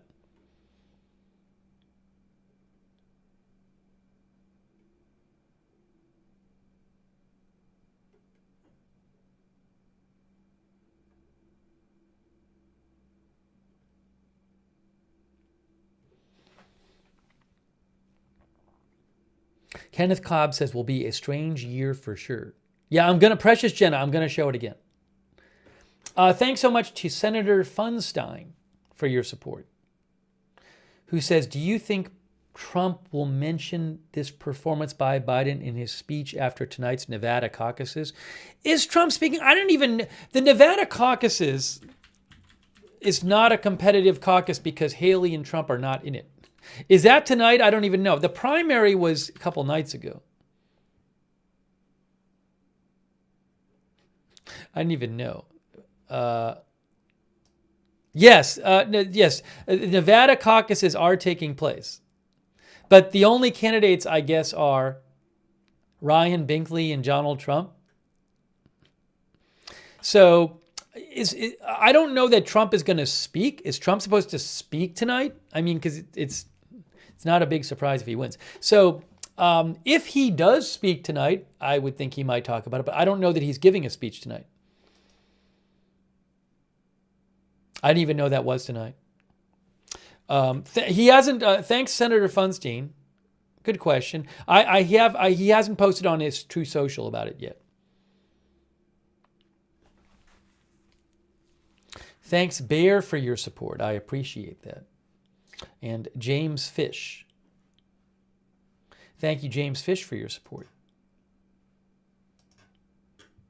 Hold on a second here.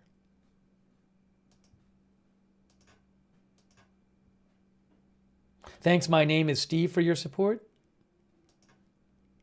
Thank you, Rita, for your support. Rita says, how is it with over 330 million people in the U.S., Donald Trump and Joe Biden are the only best options we have?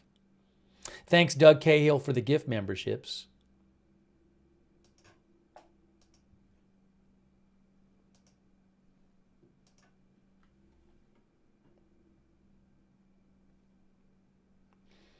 Lady Bird Lee says, if he has that poor of a judgment, another Democrat has to step in and run for president.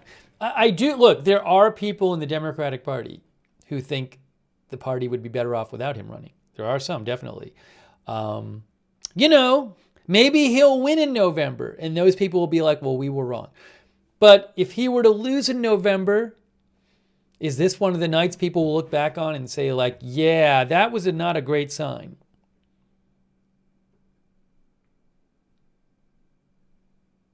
Is Trump speaking tonight?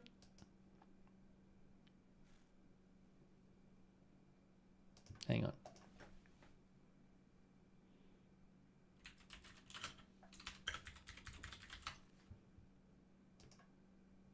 Oh, he is speaking. He is supposed to speak at 11. According to Reuters, Trump holds campaign caucus night party at 11 in Nevada, 11 p.m. And I can show his speech, actually. But I might take a break if he's going to speak at 11, because it's 9:17 right now. But it looks like I will have access to that. So we'll see how that works. Well, it doesn't say, it says, Reuters says Trump rally. So my assumption is that he's speaking tonight. But I don't know that for sure.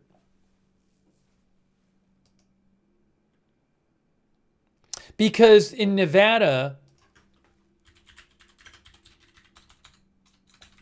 the Nevada time right now is 6:18 p.m. And Nevada caucus time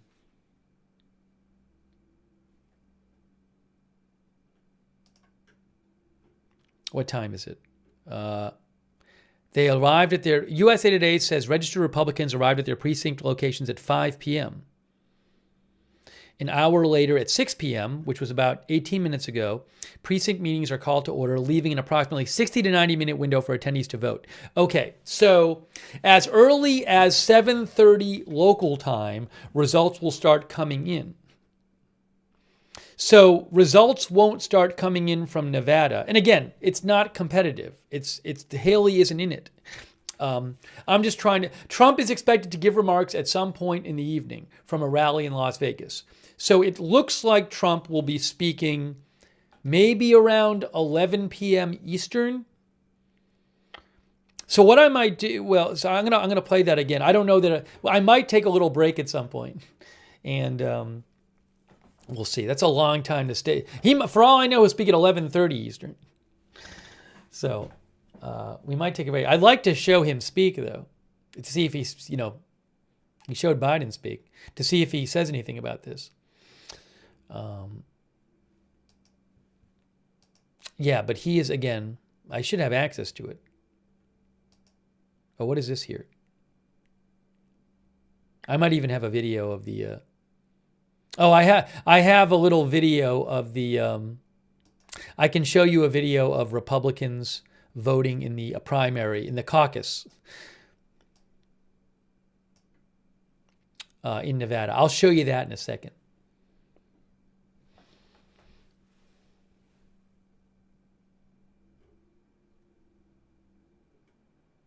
Hang on a second here.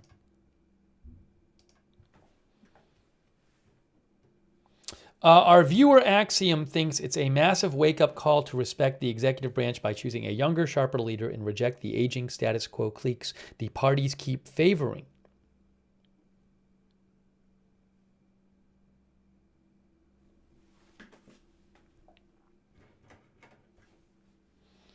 All right, I think we should play it one more time. That's what I really think, because I know some of you haven't seen it.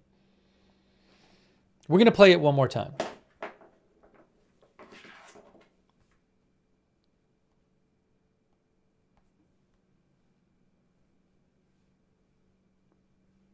We're going to play it one more time. Thanks to Lou Green for the Facebook stars, by the way. All right, let's do this. Let us do this. Let's do this. In case you didn't see it, it was quite an event with Joe Biden speaking to the country tonight and taking questions.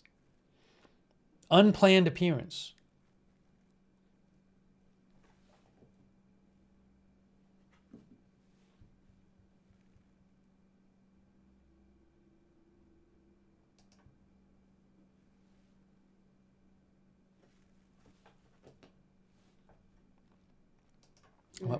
I'm about to play it right now. Thanks again to our moderators. Really appreciate all of our moderators in the chat rooms. Thank you. Okay. Here is... Oh, before we do that, is this working? Hold on. I was going to see if I could show you the what's going on in Nevada. Let's see. Uh-oh.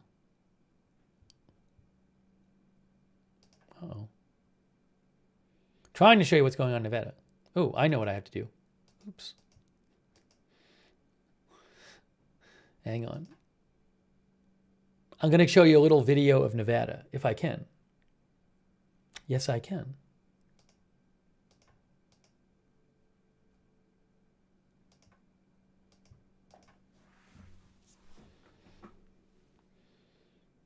And then we'll watch what he said. Let's try this again. Oops.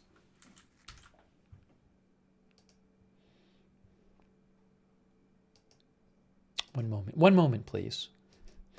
One moment. Just have to restart this thing. Here we go. Here we go. Here we go.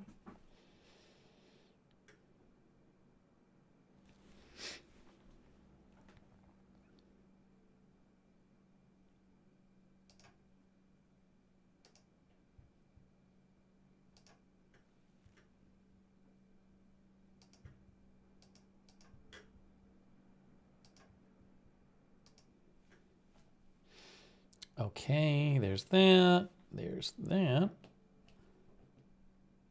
Ah, there we go. I'm seeing people in Nevada right now. Let's try this one more time.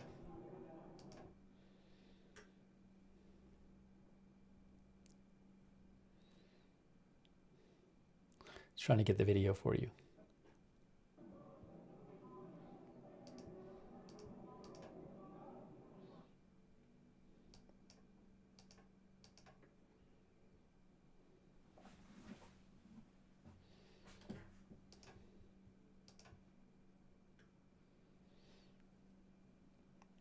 Do I have it? There it is. Oops, hold on. You're going to see it in a second. You're going to see it in a second, right now.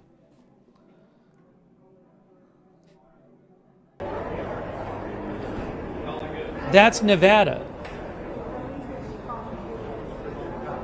That's Nevada. That's Nevada Republicans voting in the Republican caucus tonight. There you go. Now we're going to watch what happened with President Biden. Here it is. Here it is. If you haven't seen it, this is the appearance President Biden made tonight. Here we go. And remember, came after a special counsel report came out, which said it was not going to charge. The special counsel said he was not going to charge President Biden with any crimes related to classified documents, but said that there was evidence uncovered that Biden had willfully retained and disclosed classified information, and also questioned Biden. Said Biden had displayed bad memory when the special counsel's office talked to him. Claimed that Biden couldn't remember the date of his son's death and couldn't remember the years he was vice president in this special counsel report that came out today. So Biden was not happy about this. He came out and spoke about it today. And here is that appearance.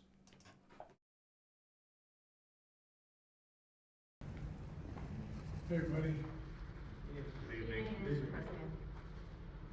Let me say a few things before I take your questions. As you know, the special counsel released his findings today about their look into my handling of classified documents.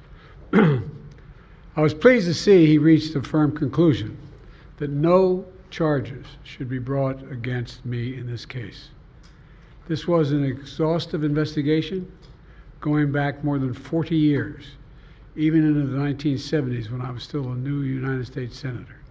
The special counsel acknowledged I cooperated completely. I did not throw up any roadblocks. I sought no delays. In fact, I was so determined to give the special counsel what he needed, I went forward with a 5-hour in-person interview over 2 days on October the 8th and 9th of last year, even though Israel had just been attacked by Hamas on the 7th and I was very occupied. It was in the middle of handling an international crisis. I was especially pleased to see special counsel make clear the stark distinction and difference between this case and Mr. Trump's case. The special counsel wrote, and I quote, "Several material distinctions between Mr. Trump's case and Mr. Biden's are clear," continuing to quote, "Most notably, after given multiple chances to return classified documents to avoid prosecution, Mr. Trump allegedly did the opposite. According to the indictment, he not only refused to return the documents for many months, he also obstructed justice by enlisting others to destroy evidence and then to lie about it. In contrast," he went on to say, "Mr. Biden turned in classified documents to the National Archives and the Department of Justice, consented to the search of multiple locations, including his home, sat for a voluntary interview, and in other ways cooperated with the investigation," end of quote. I've seen the headlines since the report was released about my willful retention of documents. These assertions are not only misleading, they're just plain wrong. On page 215, if you had a chance, I know it's a thick document. On page 215 of the report of the special counsel found the exact opposite. Here's what he wrote. "There is in fact a shortage of evidence that I willfully retained classified materials related to Afghanistan." On page 12, the special counsel also wrote, for another documents, "The decision to decline criminal charges was straightforward. The evidence suggests that Mr. Biden did not willfully retain these documents. The evidence said I did not willfully retain these documents. In addition, I know there's some attention paid to some language in the report about my recollection of events. There's even reference that I don't remember when my son died. How in the hell dare he raise that?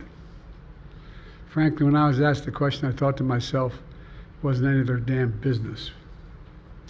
Let me tell you something.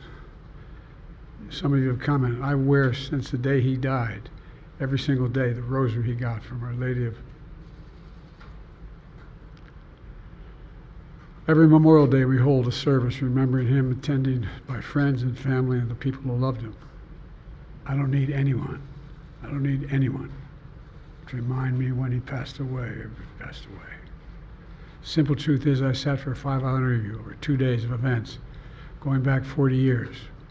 At the same time I was managing an international crisis, their task was to make a decision about whether to move forward with charges in this case. That's their decision to make. That's the counsel's decision to make. That's his job. And they decided not to move forward. For any extraneous commentary, they don't know what they're talking about. It has no place in this report. The bottom line is the matter is now closed. I'm going to continue what I've always focused on, my job of being President of the United States of America. Now, thank you, and I'll take some questions. President Biden, something the special counsel said in his report is that one of the reasons you were not charged is because, in his description, you are a well-meaning elderly man with a poor memory. I'm well-meaning, and I'm an elderly man, and I know what the hell I'm doing. I've been president, and I put this country back on its feet. I don't need his recommendation. It's How totally bad out. is your memory, and can you continue as president? My memory is so bad, I let you speak.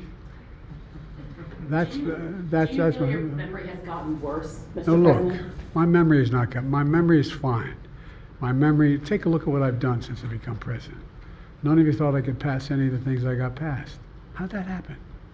You know, I guess I just forgot what was going on.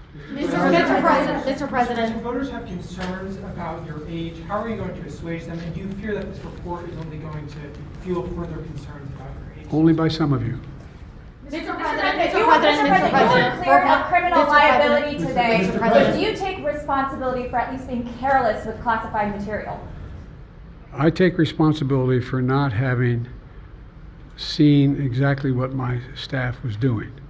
It goes in and points out things that appeared in my garage, things that came out of my home, things that were moved not by me but my staff. Mr.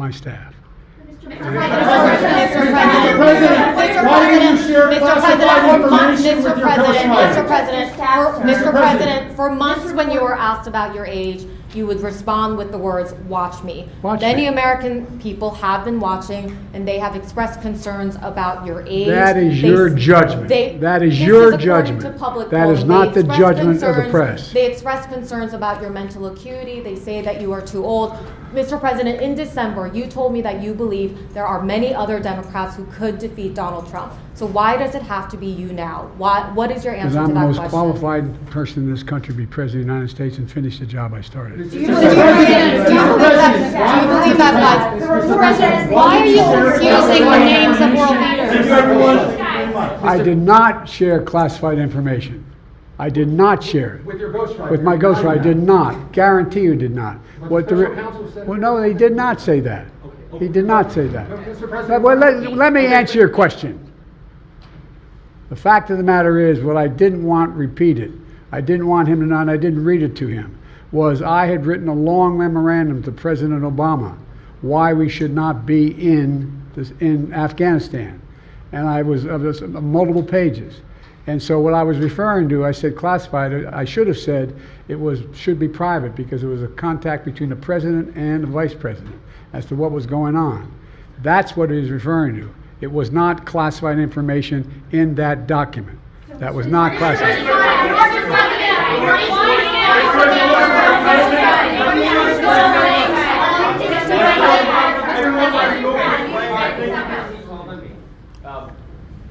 when you look back at this incident, is there anything you would do differently now? And do you think that a special prosecutor should have been appointed in the first place in both of these cases?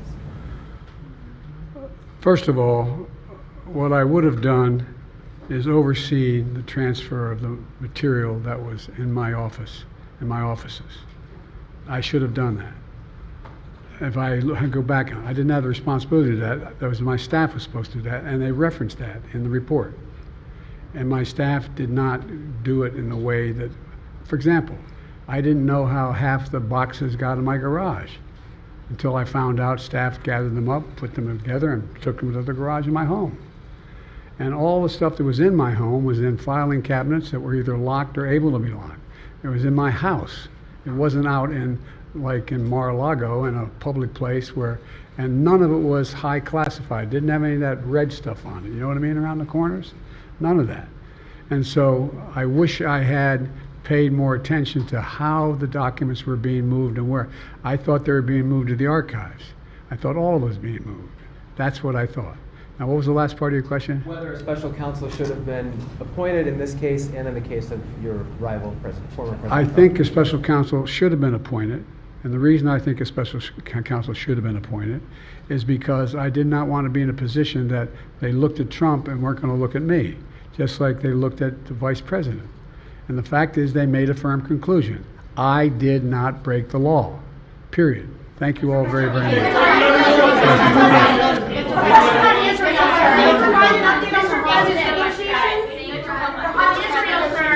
Netanyahu says that he has ordered the IDF. The hostage negotiation. Look, I'm sorry. I'm of the view, as you know, that the conduct of the response in Gaza, in the Gaza Strip, has been over the top. I think that, as you know, initially the president of Mexico, Sisi, did not want to open up the gate to allow humanitarian material to get in. I talked to him. I convinced him to open the gate. I talked to Bibi to open the gate on the Israeli side. I've been pushing really hard to get humanitarian assistance into Gaza. There are a lot of innocent people who are starving, a lot of innocent people who are in trouble and dying, and it's got to stop, number one. Number two, I was also in the position that I'm the guy that made the case that we have to do much more to increase the amount of material going in, including fuel, including other items. I've been on the phone with the Qataris, I've been on the phone with the Egyptians, I've been on the phone with the Saudis to get as much aid as we possibly can into Gaza. There are innocent people, innocent women and children who are also in badly in need of help. And so that's what we're pushing. And I'm pushing very hard now to deal with this hostage ceasefire, because I've been working tirelessly in this deal. How can I say this without revealing it? To lead to a sustained pause in the fighting, in the actions taking place in the Gaza Strip. And because I think if we can get the delay for that, the initial delay, I think that we would be able to extend that so that we could increase the prospect that this fighting in Gaza changes. There's also negotiations. You may recall, in the very beginning, right before Hamas attacked, I was in contact with the Saudis and others to work out a deal where they would recognize Israel's right to exist, make them part of the Middle East, recognize them fully in return for certain things that the United States would commit to do. And the commitment that we were proposing to do related to two items. I'm not going to go in detail, but one of them was to deal with the protection against their arch enemy to the northwest, northeast, I should say. The second one, by providing ammunition and material for them to defend themselves. Coincidentally, that's the time frame when this broke out. I have no proof what I'm about to say, but it's not unreasonable to suspect that the Hamas understood what was about to take place and wanted to break it up before it happened.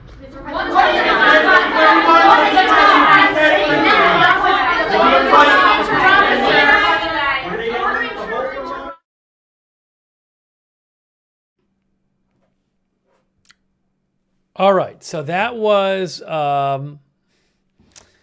President Biden earlier. It's quite the appearance.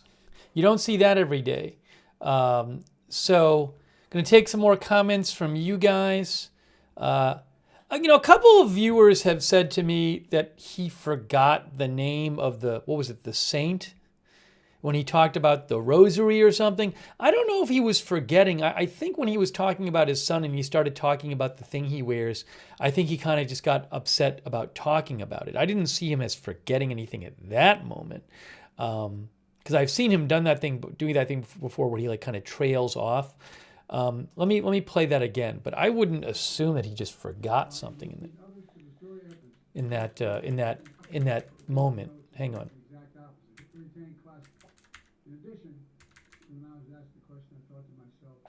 Here. My recollection of events.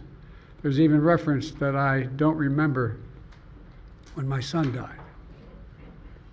How in the hell dare he raise that? Frankly, when I was asked the question, I thought to myself, it wasn't any of their damn business. Let me tell you something. Some of you have commented, I wear since the day he died, every single day, the rosary he got from Our Lady of... Yeah, that kind of felt to me like maybe he just didn't, he felt like he was getting too angry and didn't want to keep talking. I don't know that he forgot anything there. Just to be clear, I don't know for sure, but JCC says, I think the press should not be allowed to scream in any press. So some of you didn't have a problem with that appearance. Some of you thought it made him look bad. I can't say how the average American is going to take it. Quick thanks to Jordan Gloss. Jordan Gloss says, we have to stop pretending this is normal. Hey, thanks, Jordan, for your support. Also, thanks to Rudolph for your support. Rudolph was not a fan of the speech. Thanks to Jessica S., our new member. And let me read a few more comments here. Dude Lee Mofos thought it was really bad, the speech. I saw a number of people in the chat who said when he said Mexico instead of Egypt, some people in the chat said, you know, it's just like one slip up. I don't think it looks good when you're going out there to do a political appearance, defending your memory to do that. But it's not like there were lots of slip ups in the speech. And certainly, you know, Trump has made slips as well on the campaign trail. But look, I mean, that is a big concern of voters about Biden, is his age. I was just reading an article about that. Look at this. This is from NBC News. This is an NBC News story tonight. Oops. A nightmare. Special counsel's assessment of Biden's mental fitness triggers Democratic panic. And look down here. It says, polling has long shown that age looms as Biden's greatest liability in his expected rematch with Trump. A January poll by NBC News found that 76% of voters have major or moderate concerns about Biden's mental and physical health. So even if it's just a slip up, that can matter when people are very concerned about that issue.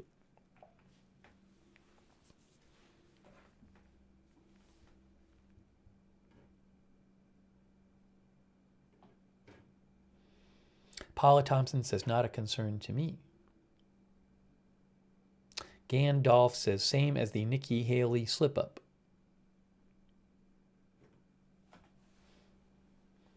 Hey, thanks to Senator Funstein. I appreciate that. Oh, when he was saying that Hamas knew what was about to take place, I think he was referring to, I think he was claiming something like that. I have to listen to it. But wasn't he talking at that point about something like that Israel and the U.S. and Saudi Arabia were moving closer to each other?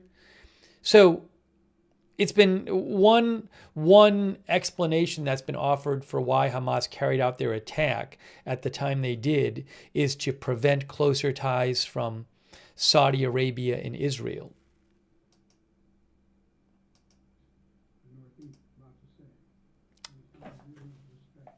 So I think that's what he was referring to. I have to go back and listen to it. Whenever I know we've watched it 3 times. It's just, every time we've watched it, well, by the time we get to the end and he starts talking about that, I'm thinking about all the other things that went on. So, but let me play that part again. Oops.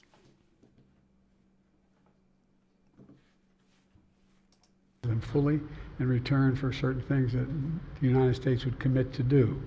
And the commitment that we were proposing to do related to two items. I'm not going to go in detail, but one of them was to deal with the protection against their arch enemy to the northwest. Material time frame when this broke out. I have no proof what I'm about providing ammunition and material for them to defend themselves. Coincidentally, that's the time frame when this broke out. Oh, hold on. You just right before Hamas attacked.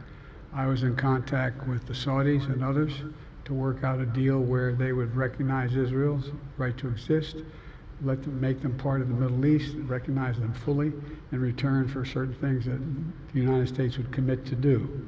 And the commitment that we were proposing to do related to two items. I'm not going to go in detail, but one of them was to deal with the protection against their arch enemy to the northwest, northeast, I should say. The second one, by providing ammunition and material for them to defend themselves. Yeah, so the basic idea of what he's saying there is he's saying that, like, he thinks that Hamas did their attack at the time they did because there was going to be this big deal between Israel and Saudi Arabia and some other countries in the U.S., and that Saudi Arabia and some other, I would assume, Arab countries would recognize Israel. So that's what he was saying there when he said,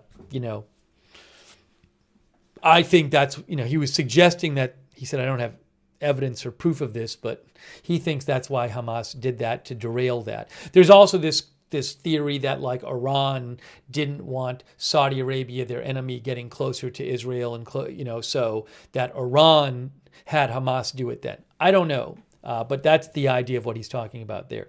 Thank you, Senator Funstein. Also, thank you, Andrew Schlegel.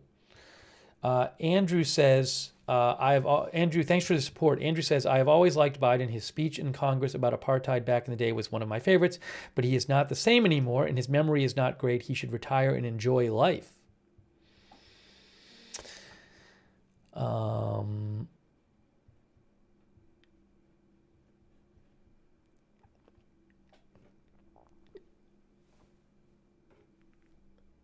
Let's see, I'll read a few more comments here.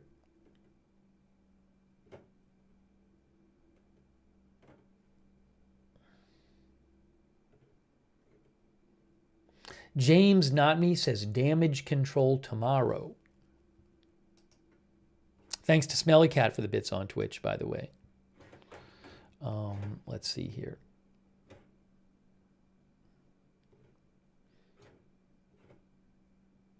So Trump is supposed to speak, but he's not going to speak, I guess, until like 11 p.m. or later.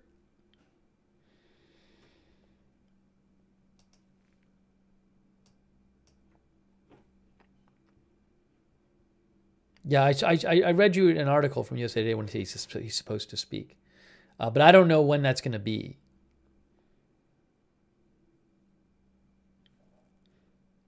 So, I mean, one thing I could do is I could take a break and just leave the stream going and then cover Trump when he goes live. I could do that. And just come back on the air. Flying Scoot thinks this was a mistake of oppressor. I don't know if he's speaking at 11. He might be 11:30 or something like that. But if people want to see him speak, I should have access to that. And I'm not going to do a separate stream just to like show the Trump speech. But I could just put a thing on the screen like, we'll be back around 11 p.m. Eastern time to show Trump's speech. I could do that. Should I do that?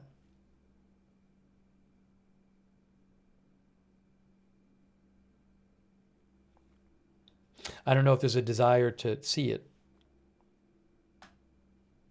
But I'm not doing a separate stream for that.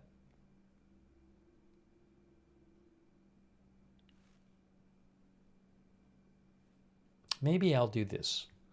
I'll put some.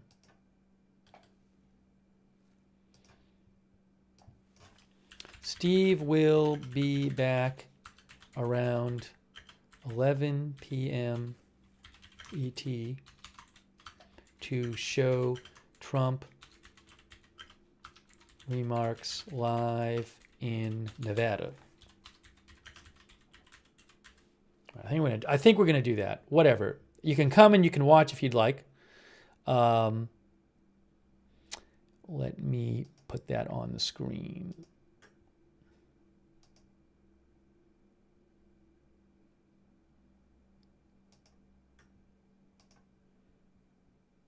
Why not? Oopsie.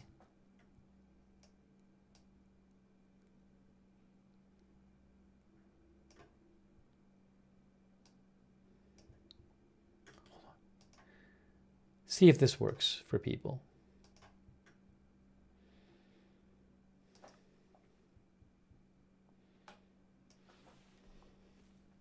right, so what if I do this? Steve will be back around 11 p.m. Eastern time to show Trump remarks live in Nevada. So that's what we're going to do. I'm going to take a break. I haven't even eaten. I was going to eat when this happened. I have food I have to throw away. Okay, so, and I'll post on our social media that we're going to cover that live because he might talk about this. All right. So I'll be back. I'm going to leave the stream going. Okay. I'm going to leave the stream going, and I'll come back when Trump speaks. By the way, thanks, Geez, finally, I appreciate it. Geez, finally, I got to eat something. I literally have food I'm going to throw away because I was about to eat it right when this happened. So I got to eat, take a break. Thank you, Geez, finally. But we'll come back and on this stream. Thank you, Eric Rams, as well. Thank you, Eric Rams. I appreciate it. All right, so thank you all. I appreciate all of our moderators. All right, let me take a break. Again, I'm leaving the stream up. We usually don't do this, but I'm going to leave the stream up, and I'll come back around 11 Eastern time. All right, so I'll see you guys in a little bit.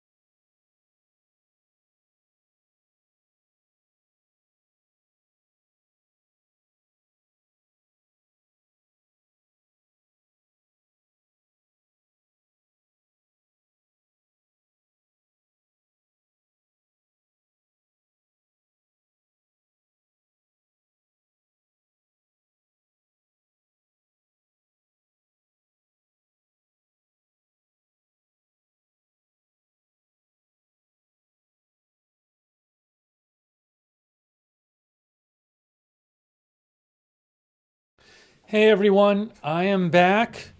We are going to get this going. Excuse me. All right, so we're going to cover Trump speaking after the Nevada caucus. We've been covering Biden. Oh, it's later? Oh no. Oh no. I might go on a little more of a break. I'm now seeing it might be like 11:45 p.m. Reuters changed their time to 11:45 p.m. I might take a little more of a break. I literally just noticed this. Why is he speaking so late? I mean, it's Eastern time, but still.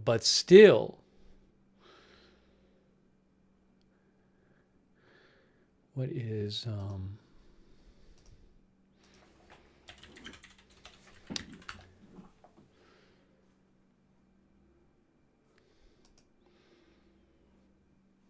yeah, I think it's going to be later. This might have not been the best idea.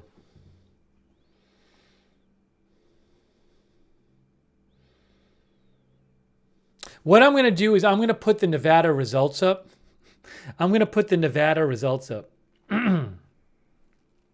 Okay.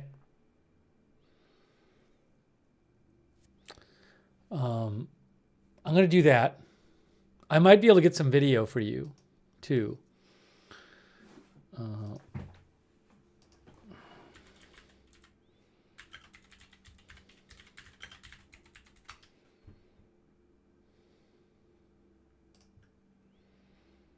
One moment, please. One moment.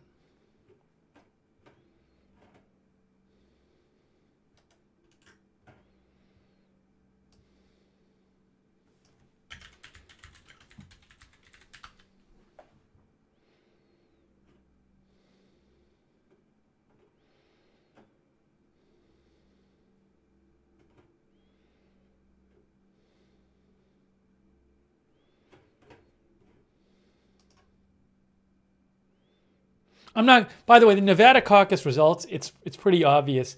Trump and Ryan Binkley are the only ones running in the caucus. So I think you can guess what's going to happen. Hold on. There you go. 97.6%. But hardly any votes are in. Anyway, so he's going to win. What I'm going to do is... Can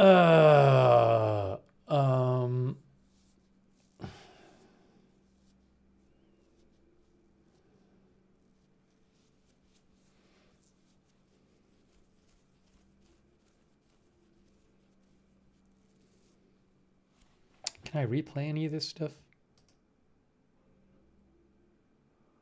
It's not even live.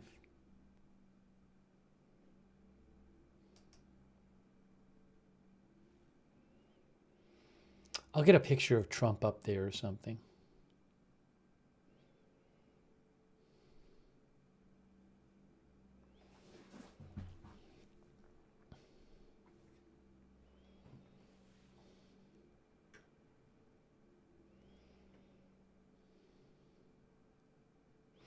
All right, so Trump coming up. Trump speaks live after winning Nevada caucus. Okay, there's that. And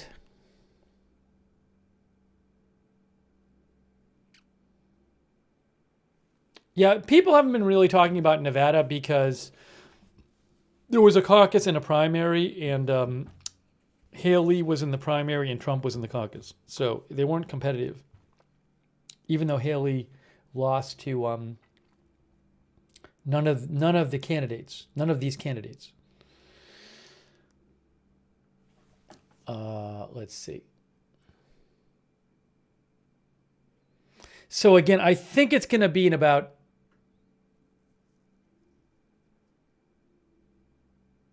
you know,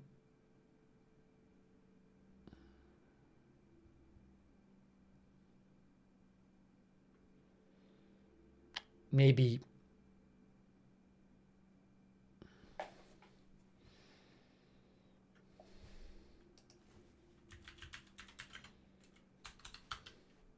eleven. Sorry, 11:45 or something.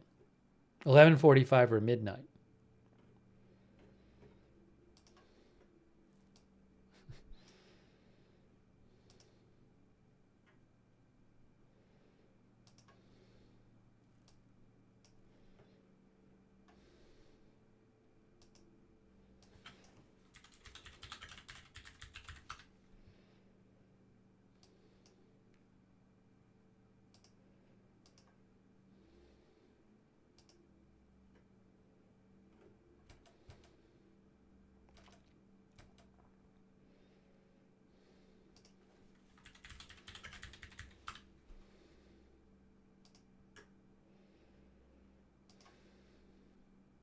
Sorry, I was just surfing through here.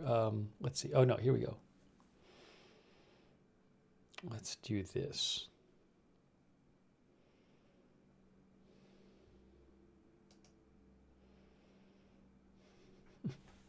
I'm going to do this. Text.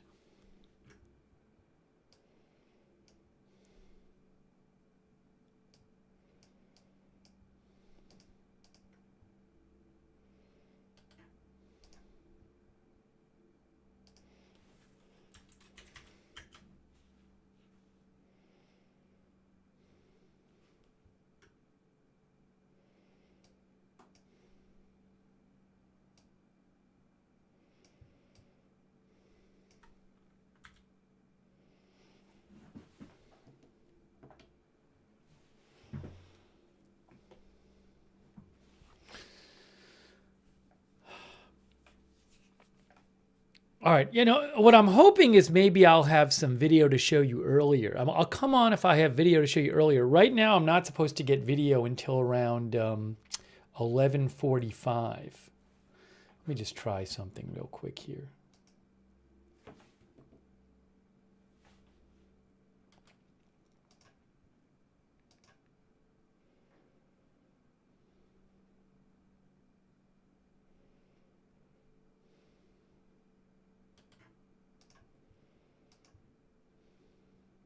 Hang on.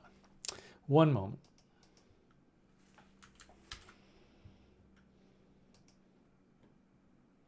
Just got changed at the last minute.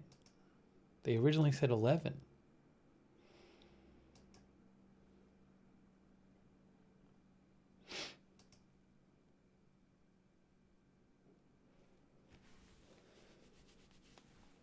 Thanks to Doug Cahill for the gift memberships, by the way. Really appreciate that, Doug. Thank you. All right. What are we doing here?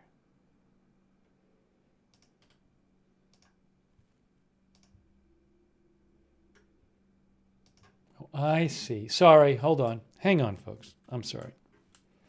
I'm sorry. I know what's wrong.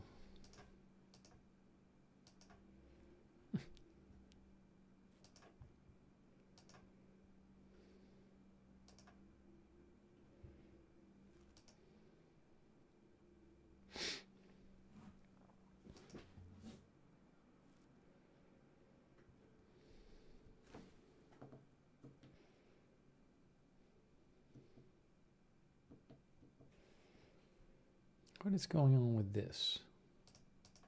There's this.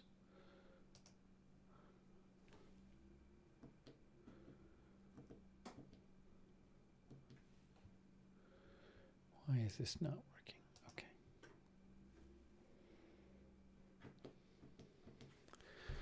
Okay. Give me a moment, guys. Give me one moment here. I may have to do a little reset. Yeah, it's just not behaving. Nothing's behaving. Nothing is behaving.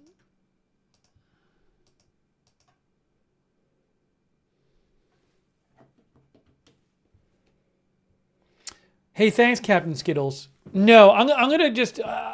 we spent like 3.5 hours on no. I'm not going to talk about the interview with Putin. I'm not particularly interested in talking about that. No, you can talk about it amongst yourselves. I'm not going to discuss it. I don't find it particularly newsworthy. Anyways, but thank you, Captain Skittles. I appreciate it. But no, the answer is no. Sorry. Sorry. I have to reset something here. There was something kind of acting a little funky, so I'm just taking a second and resetting something.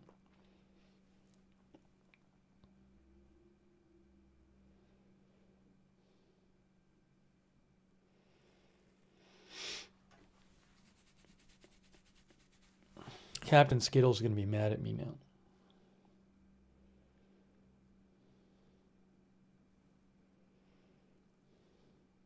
So the idea was, we were talking about the Biden appearance until about 9:45, and I saw that Trump was supposed to speak around 11, and I said, okay, we'll leave the stream going. And then because I hadn't even eaten, so I said, I'll eat something and I'll come back on and we'll watch him speak at 11. But now it's been pushed back a bit later.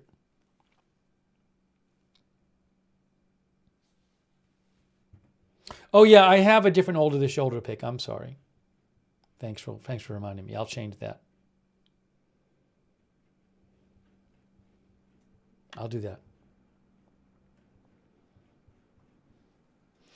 Okay, I just need a second to kind of reset everything here. So, hang amongst yourselves, and now I have to do something else. Hold on, you're going to see me slide over here.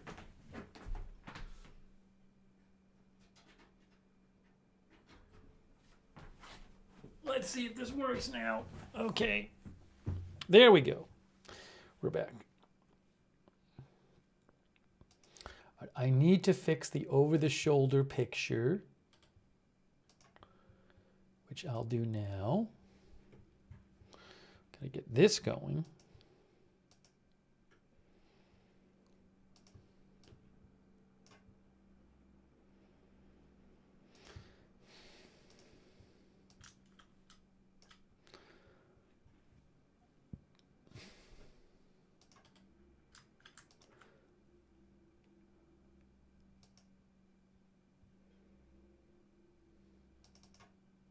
There we go.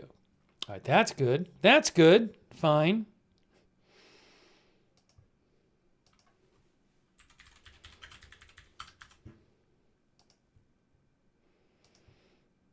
Good.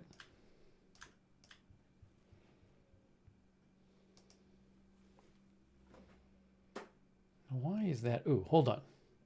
There's a reason you're not seeing anything else. There, put that there.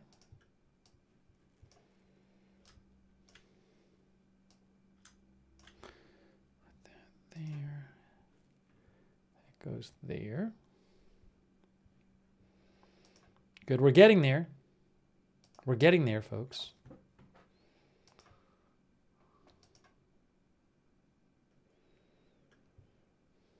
Get that up there. AP says Trump has won Nevada's Republican caucuses. Again, he was the only major candidate in the caucuses. See, Donald Trump has won Nevada's Republican presidential caucuses after he was the only major candidate to compete.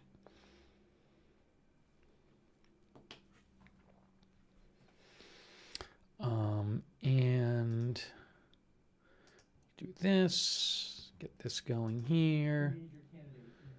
No, shush to that. That over there, put that here. Put this here, put this.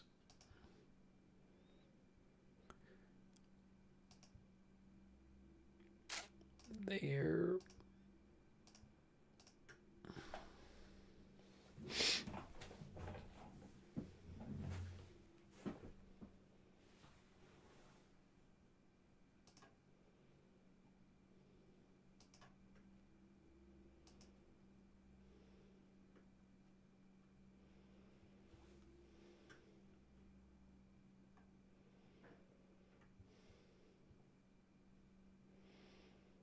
Okay.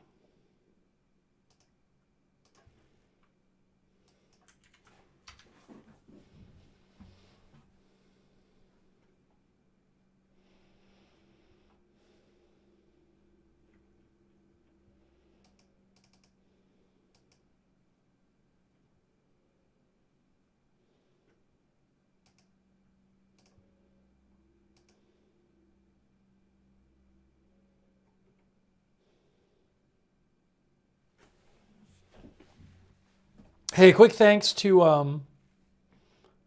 our. That's not right. What am I doing?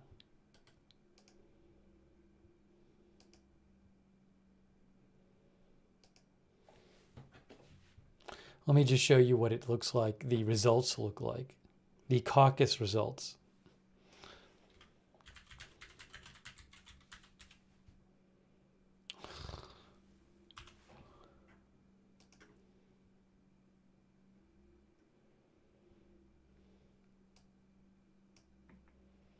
Nevada results.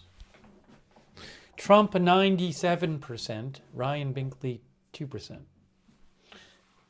with very few votes in.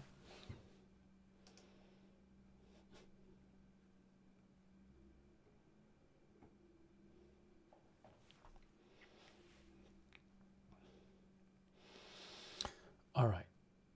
So, what I'm going to do is, when is this thing going to start?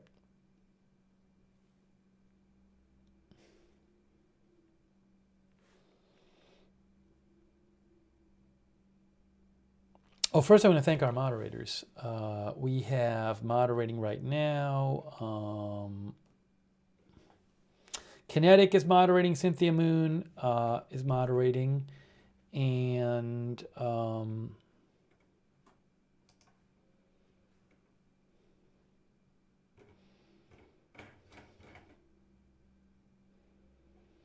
also Linda Belk and Larry over there on X moderate for us. And on Twitch, we have David Green, Idaho Star, I Got That Fire, Papa Bear, and Surly Dev. Thank you. And by the way, speaking of Twitch, thanks Trace for gifting a sub and Lily's Thoughts for the bits. Thank you. And over there on Facebook, we have moderating right now.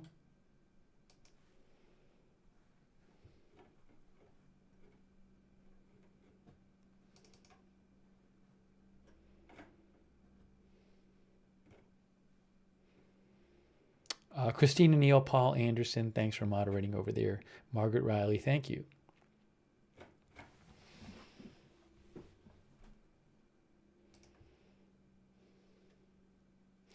So I'm going to take a little more break, I think, and then come back maybe around 11:40.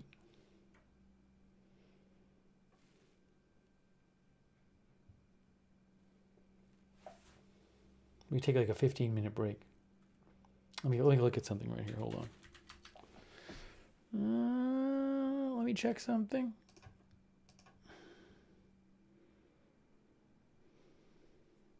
Yeah, he's not speaking yet.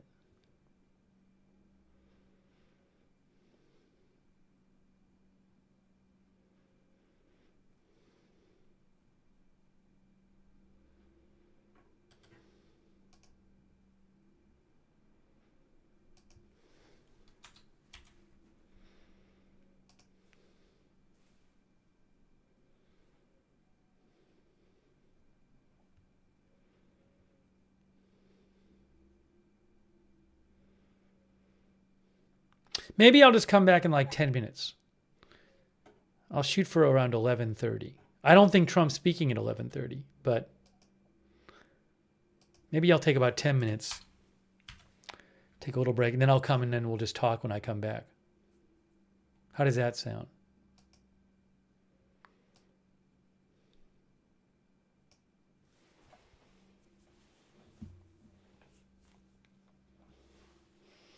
All right, so I'm going to come back. Soon we'll have video, and it'll be better when I can show you the video of the actual Trump event. But I don't have it yet. A little delayed. So give me about 10 minutes or so. I'm going to take about a 10-minute break, and I'm going to come back, and we're going to watch what Trump has to say, and we'll take your comments on the air as well. Cool? All right. So I'll be back in about 10 minutes, leaving the stream up, and you guys can chat, and I'll be right back.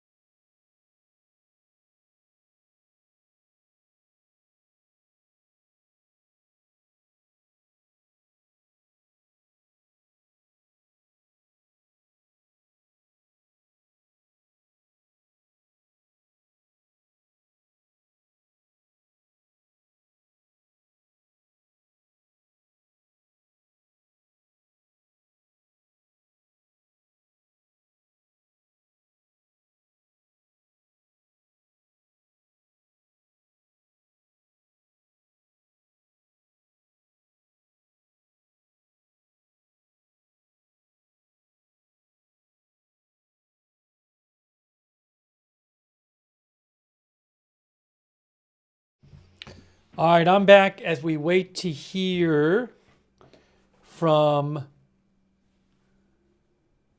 Donald Trump. After he won the Iowa caucus, he was the only major candidate in the Republican caucus. And soon he's going to speak. I don't have video to show you yet. As soon as I get the video, I will show it to you. And hey, thanks Doug Cahill for the gift membership. Thanks, Doug. Thanks to you guys for tuning in. So we spent a bunch of time covering President Biden's remarks and short press conference tonight, press event, and now we're going to cover this. I figured we were already on to cover Biden, so why don't we stay on to cover Trump? So basically, we're here to just see what he has to say and hear what you guys have to say about it. But I'm looking because I should have some footage soon to show you, but I don't yet. I'm looking for it.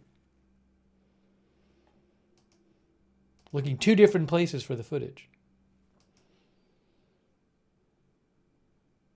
I didn't say Iowa, did it? If I did, I misspoke because it's Nevada, as you can see on the screen.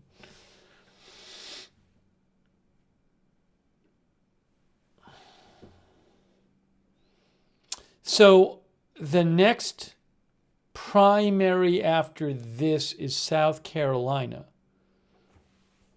That could be the last one. Nikki Haley's from South Carolina. If she loses to Trump there, then that could be it. Then there's Super Tuesday. I don't know if she'll stay in on Super Tuesday.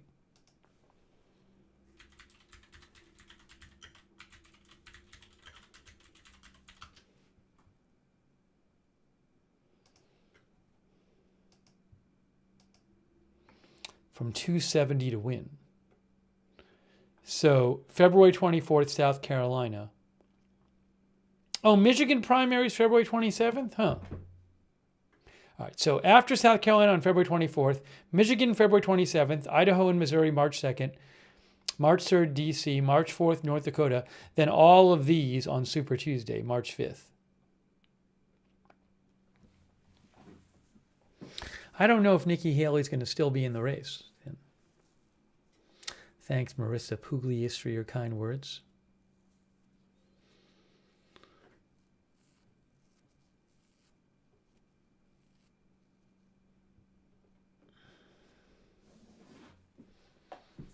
Oh, Trump also won the Virgin Islands primary.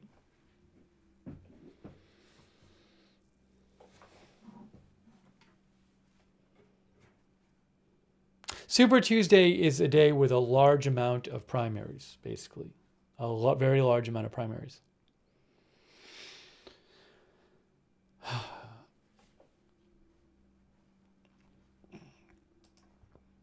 just waiting till I get video from one of these 2 sources from this rally. As soon it's a Nevada caucus night party. A Nevada caucus night party being held at the Treasure Island Resort and Casino in Las Vegas by the Trump campaign.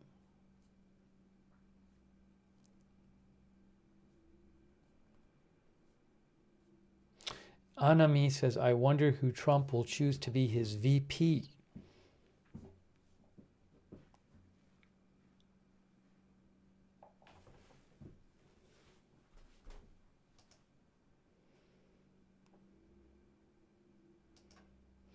So Reuters is saying now that they're going to start around 11:45 their coverage. It says start 11:45, and right now it's 11:35. AFP is supposed to have video too,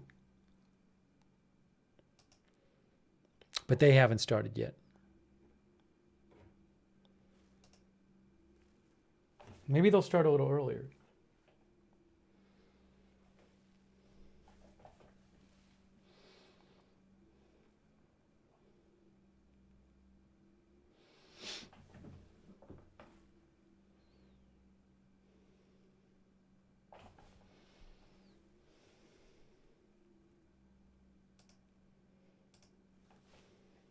hang on a moment. Okay, we're good to go. We're good to go. Guys, we're good to go. We're good to go. We're ready. Chuck IRL says, I hope Trump picks Ramaswamy.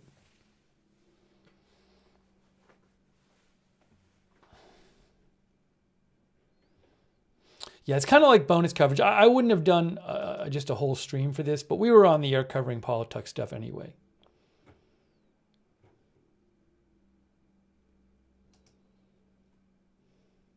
NBC News says Trump wins. Oops. NBC News says Trump wins the Nevada Republican caucuses, continuing his march to the nomination. Robert Griffin thinks Nikki should drop out before South Carolina. I have heard some analysts say they think if she's going to get beat by a lot in South Carolina, she won't even run.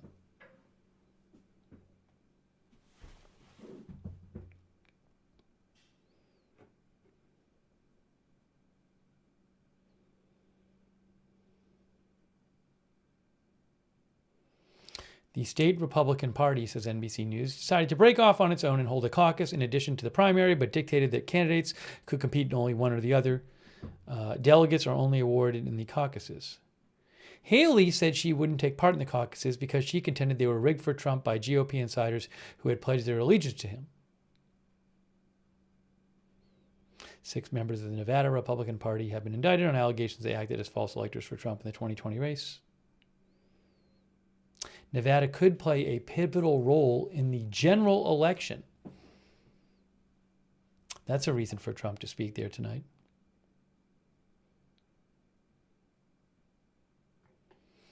The polling in South Carolina, let me show you that.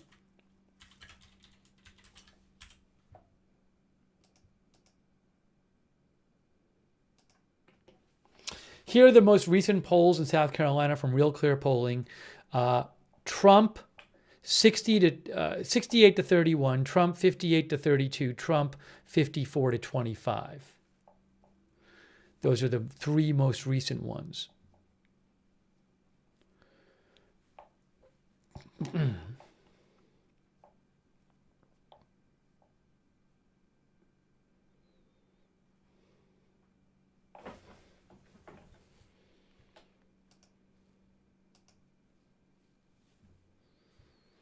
right, it's 11:38. Just in just a few minutes, I should have video of the Trump campaign caucus night party where he's going to speak. Well, he's already running a little late in the sense of originally Reuters they said they were going to start at 11 their broadcast. I think Nevada's on Pacific time right now. What are they on? Nevada time. Mountain Pacific Standard Time, 8:38 p.m. in Nevada. Or unless they have multiple time zones. Almost all of Nevada is in Pacific time zones, is Wikipedia.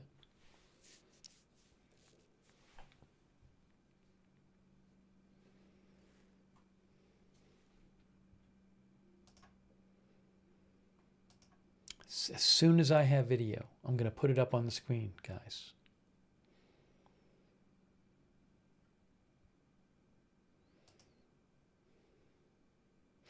If you were wondering, Trump did release a couple statements on his social media about referring to the... I don't think he didn't refer to what Biden had said in his appearance, right? Oh, he said this earlier, didn't he? Where is it? Hold on a second here. Hold on. Hang on.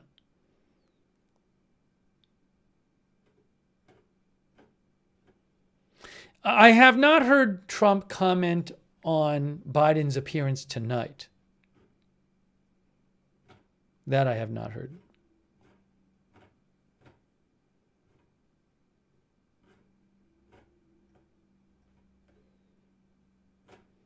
So maybe he'll talk about that.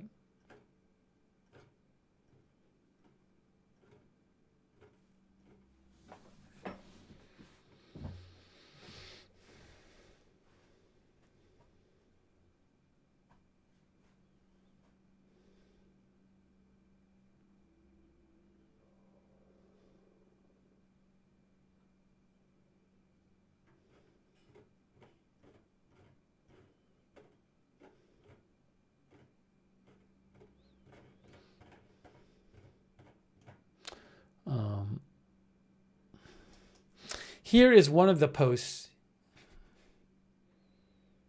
he made about. Remember, the special counsel released a report today that said he was not going to charge Biden with any kind of crimes over classified documents, and said there was some evidence that Biden had willfully taken. Hold on. Hang on. I don't want to miss Trump speaking. I'm not going to even get into this now.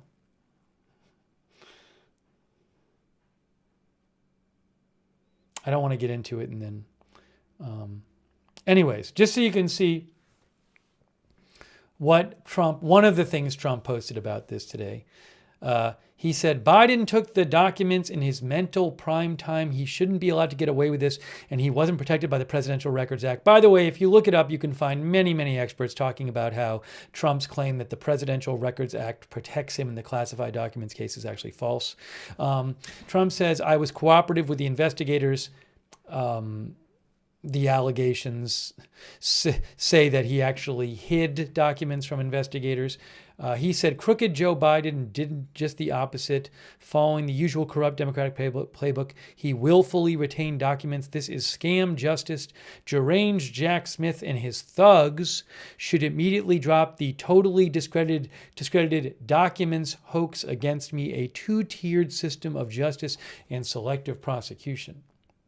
That's just one of the many posts Trump made referring to the special counsel's report today. But anyways, I haven't heard Trump say anything about Biden's appearance tonight, where he gave that press conference and spoke to America from the White House. So we'll see if he talks about that.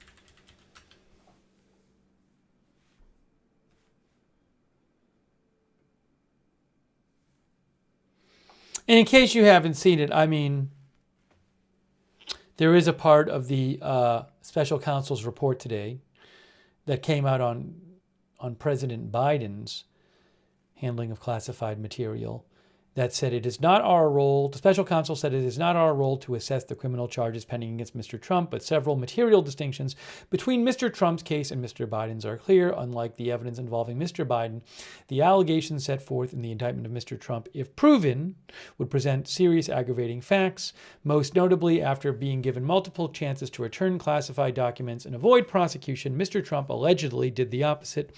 According to the indictment, he not only refused to return the documents for many months, but he also obstructed justice by enlisting others to destroy evidence and then to lie about it. In contrast, Mr. Biden, in classified documents to the National Archives and the Department of Justice, Mr. Biden turned in classified documents to the National Archives and Department of Justice, consented to the search of multiple locations, including his homes, sat for voluntary interview, and in other ways cooperated with the investigation. That's what the special counsel said. Now, the special counsel did say, even though they chose not to charge President Biden with any crimes related to the classified documents, special counsel did say our investigation uncovered evidence that Biden willfully retained and disclosed classified materials after his vice presidency when he was a private citizen.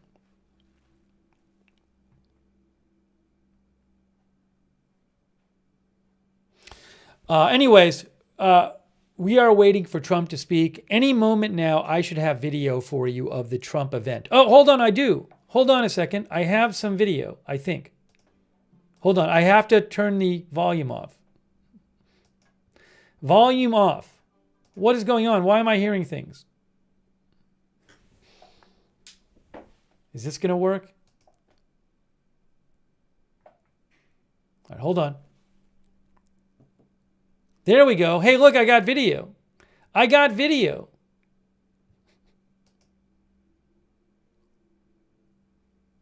I can't play the sound yet because because it's playing music.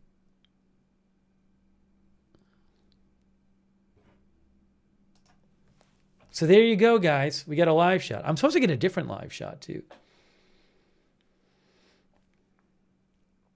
Oh, and this is in Las Vegas. I got to put that on the screen. Let me put that on the screen. Text. Uh-oh.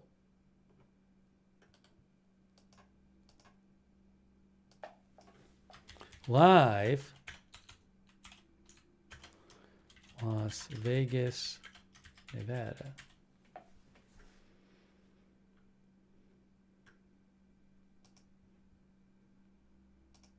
Oops, that's obviously too big.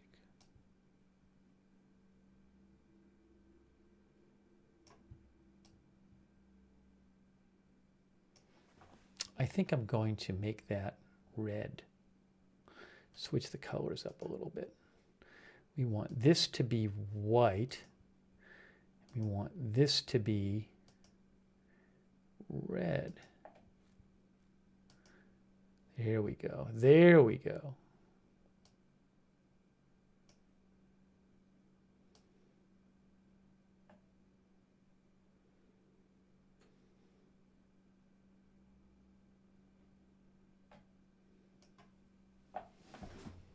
Okay, fine.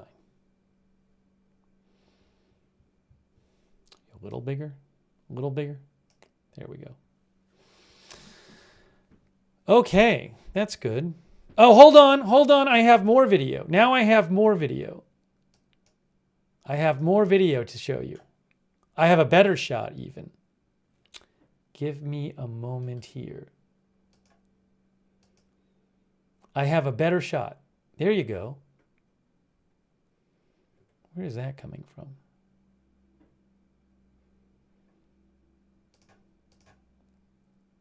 I guess it's that one.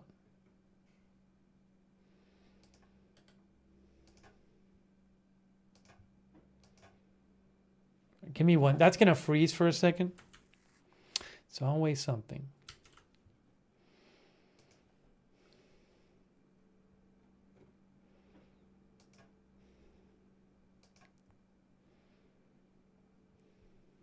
One moment.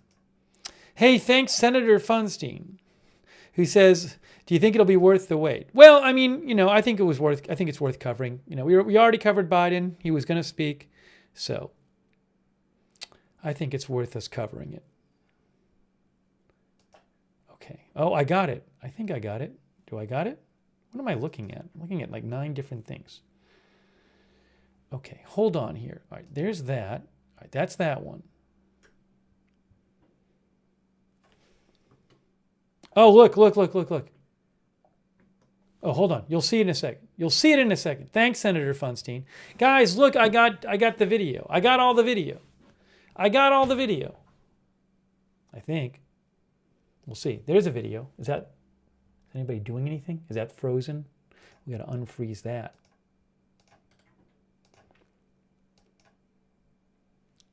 Let's see. Oh, hold on. No music. We need no music.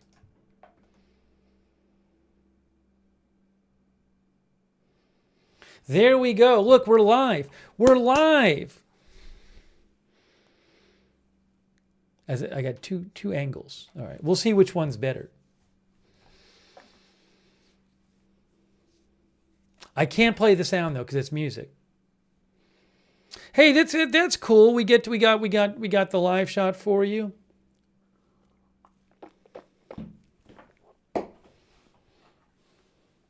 We're all good.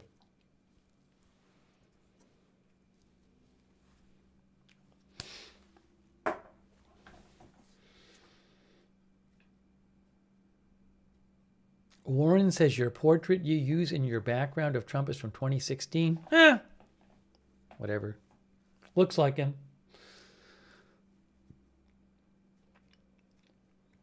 No, I like when we can bring you video of stuff. I like to be able to bring you that.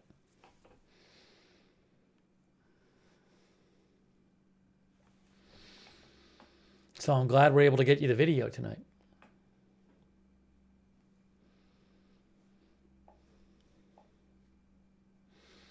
Now, even when he comes out, I have to wait till they stop playing Proud to Be an American. Because I can't play that on the air either.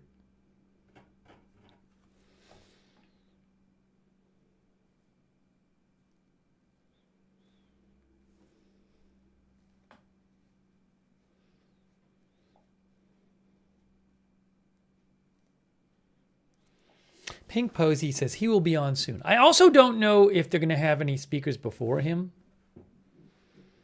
Like, will they have a couple preliminary speakers? Beats me.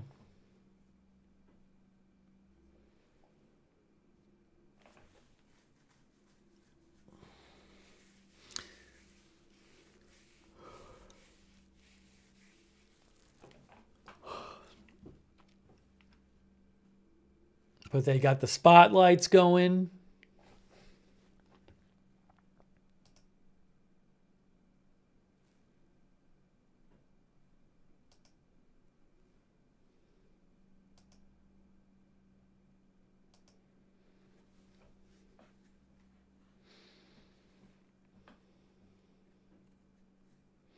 El Deuterino says, do we think Trump will be announcing VP anytime soon? That I don't know.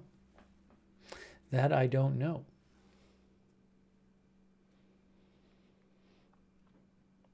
Appreciate you all being here for our coverage. If you missed Biden's remarks tonight from the White House, just rewind this broadcast. Because, hey, thanks, Walter Beasley. I appreciate that, Walter. Thanks so much. Because we covered that earlier. So you can go watch our coverage of that earlier on this stream if you'd like.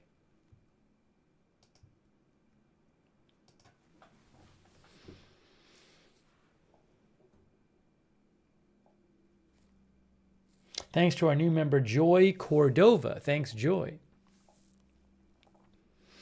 Again, we will have audio. I just can't play the music right now that they're playing.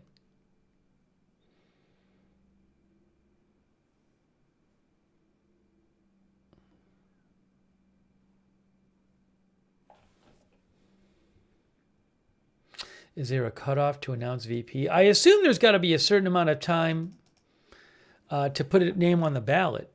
Also, maybe by party rules, you have to get it done by the convention, maybe. I would think the convention is where it makes it official, maybe. I don't know exactly, though. Hey, thanks, Susie May.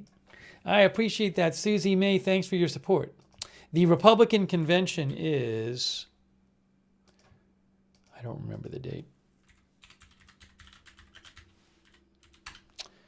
July 15th to July 18th. July 15th to July 18th.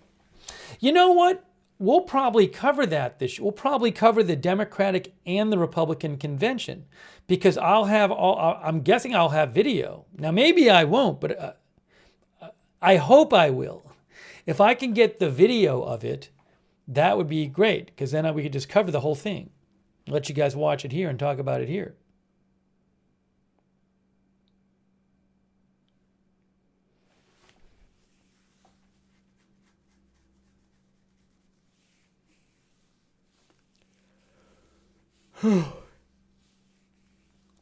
Linda says it's normally done at the convention. That I don't know. Linda Gordon's in Vegas.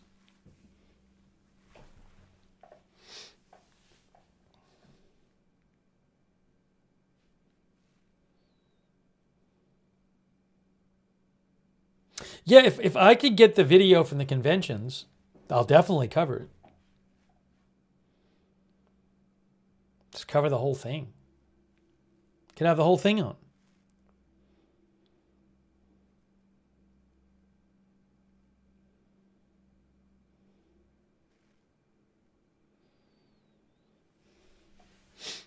Hey, reminder, I never know when we're going live. You never know when breaking news is going to happen. I would really recommend you sign up for our free notifications because they work really well. And that way, whenever I go live to cover some big breaking news, you will get a notification saying Steve's going live. We do it through Discord. It works great. So if you want to sign up for that, the mods can post the link to the free notifications in the chat. You can also find it on the Facebook and YouTube descriptions for this broadcast. But sign up for the notifications. Thanks to our Discord mods as well. And at the same link, you can try our free Discord chat. You can chat with other viewers on Discord. We have a bunch of our viewers like doing the Discord chat with each other. Storm Laughter says, Discord does just work great. Thanks, Friends61.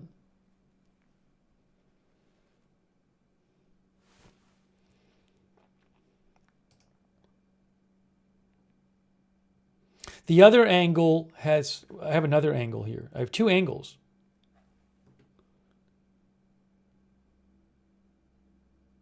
See that one, why is that so close up? What am I seeing? Something is wrong. I think that one's like frozen. Let me see if I can unfreeze this.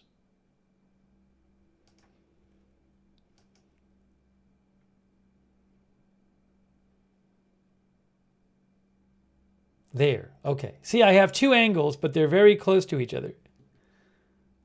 It's like the two cameras are right next to each other. So maybe one will have better audio than the other. I don't know. Well, whatever. We'll figure it out. For now, I'll leave that one. Oh, choices. That one might be a more fun one to have on right this second. Remind me, I gotta turn the audio on when he comes out.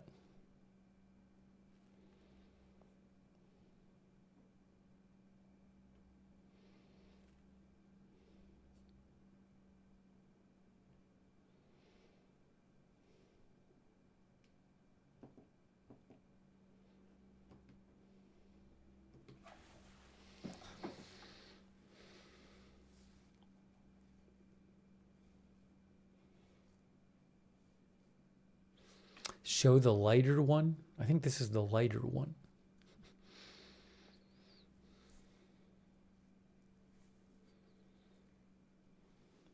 It is local time there, just about 9 p.m. local time there. Excuse me.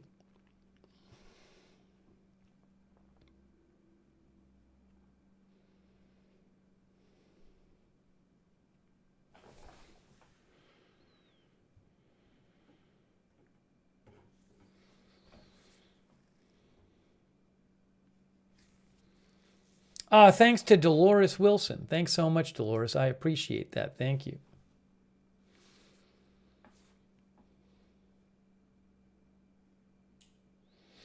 The Republican convention is in Milwaukee, Wisconsin, Michelle Batten.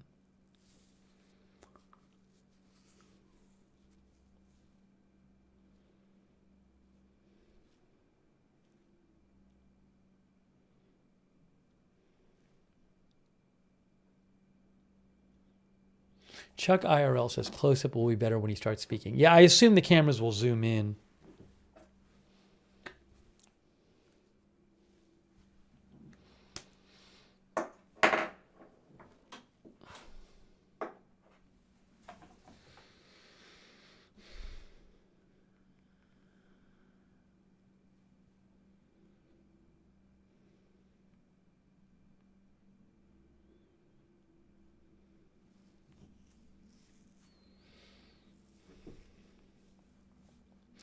Live coverage.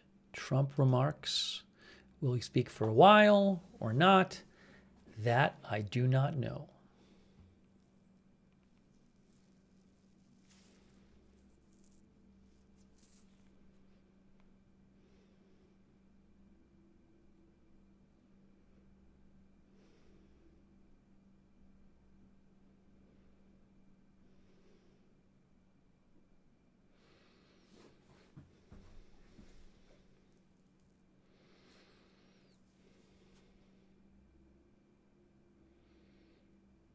Hey, thanks so much to Paul G for all those gift memberships. Thanks, Paul G. Really appreciate over that over there on YouTube. Thanks, Paul.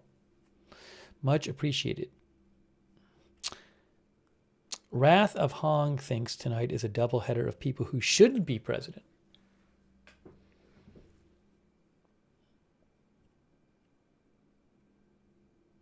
Yes, this was originally the Biden stream, and when it's done, I'll have it labeled as the Biden stream. But since we are already on the air, I figured we would stay on a little longer and watch Trump speak since we were already on the air for Biden.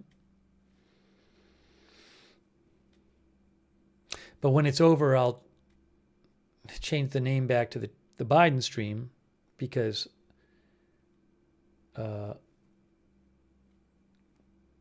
people, that was the main point of the stream. I think if you're watching on Facebook, the name there is still in Twitter, the name is still the Biden stream. So it gets a little confusing with the names. Normally we don't, we would just cover one specific thing during a stream, but I thought it was good to cover this too on this one.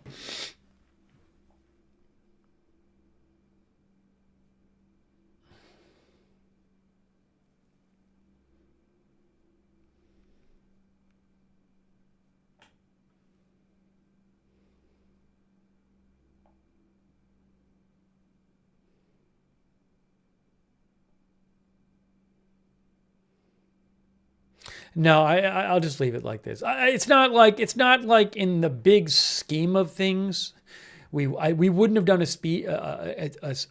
we wouldn't have just done a stream just to see this speech. But given that we were doing politics tonight, but I don't have a great need to have a whole separate stream up. Sorry, we were up all night last night covering the volcano in Iceland, so my sleep is a little messed up. All right, it's 9:02 p.m. Nevada time.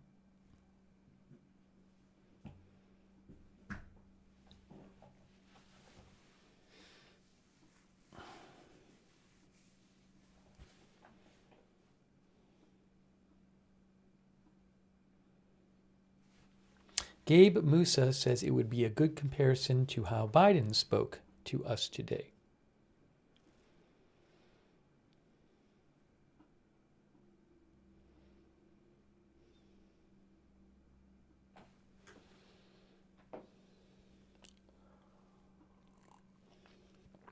Excessive Force is expecting a longer speech.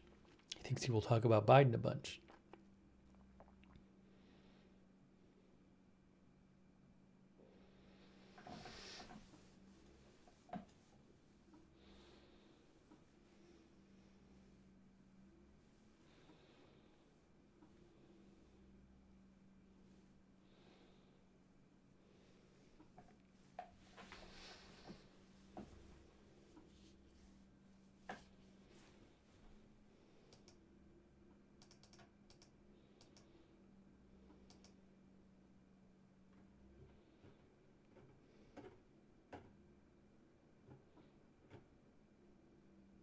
We might cover the special election next. When is it? 10th, 11th, 12th. I think it's Monday. Friday, Saturday, Sunday, Monday. No, it's Tuesday. Tuesday, February 13th, there is a special election to fill the seat of George Santos, who was a Republican House member in New York who got expelled from Congress. So there's a special election. The polls are pretty close to seat another congressperson in New York. So we may do some coverage of that next Tuesday, filling the Santos seat. It's a close race.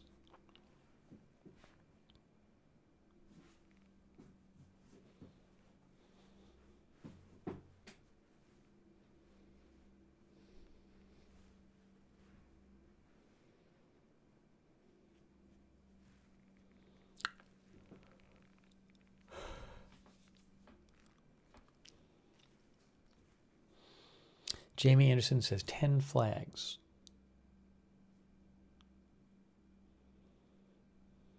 Tom the Gamer says, imagine getting expelled by Congress. LOL, what a failure.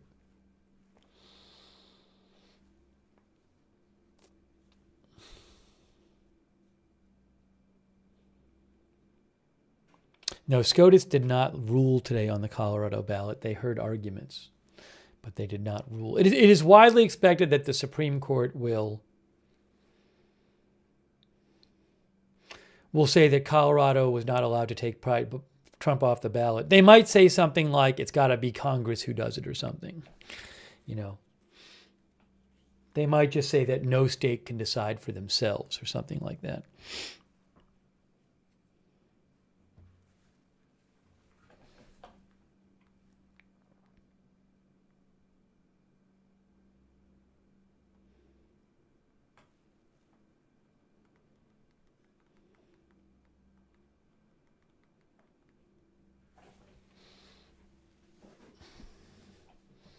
Hey, thanks, Cruella. Thank you so much, Cruella. That's really nice of you. Appreciate your support. Cruella. We are bringing you bonus live coverage tonight.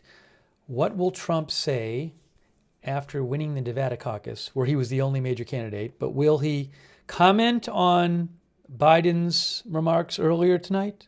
We covered that. Why am I pushing Trump's agenda? Showing the Trump speech after we covered Biden, seeing if he says anything about Biden is pushing Trump's agenda?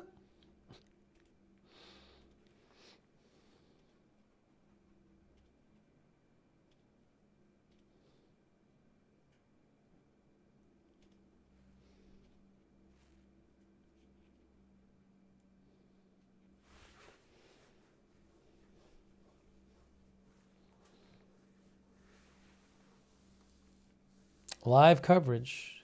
Live coverage. I assume any time now he'll be speaking.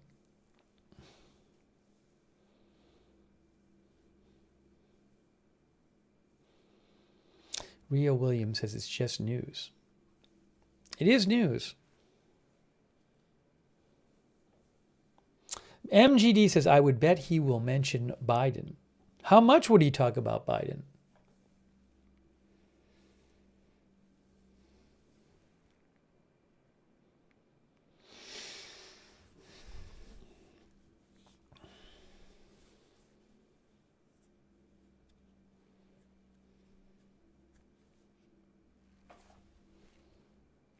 AQM1 says, will we see Vivek? I don't know if there will be special guests. As I said, I don't know if anybody's speaking before him. I still don't even know that.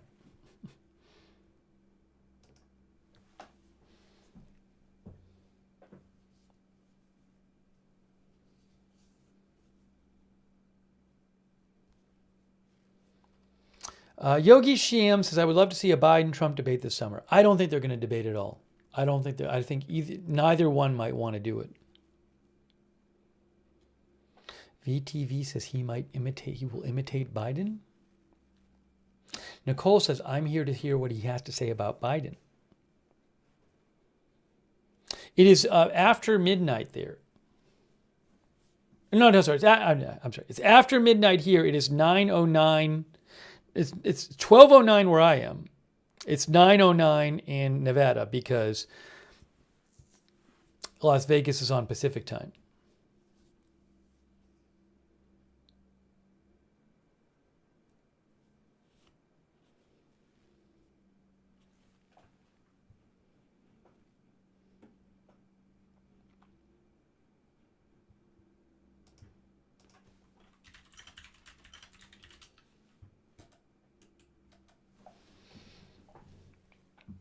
Craig P. says, anytime now he will speak.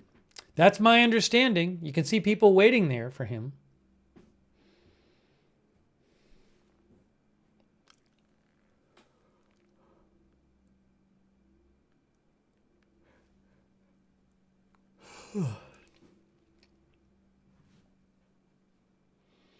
Dude Lee Mofo thinks Biden will pull out of the race and somebody else will run this summer. That would certainly be a very cataclysmic event if it happened.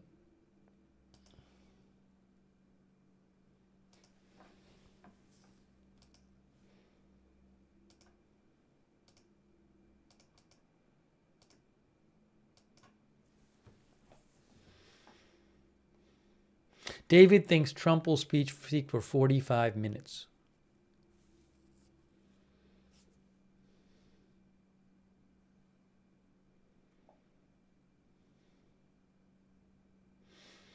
Yokie says they need a young whippersnapper, meaning the Democrats.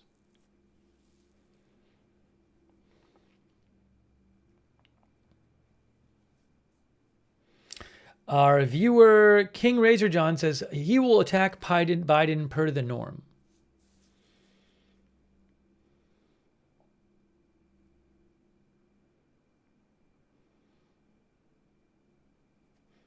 Hello World says we're choosing between a 77-year-old and an 81-year-old. What the heck?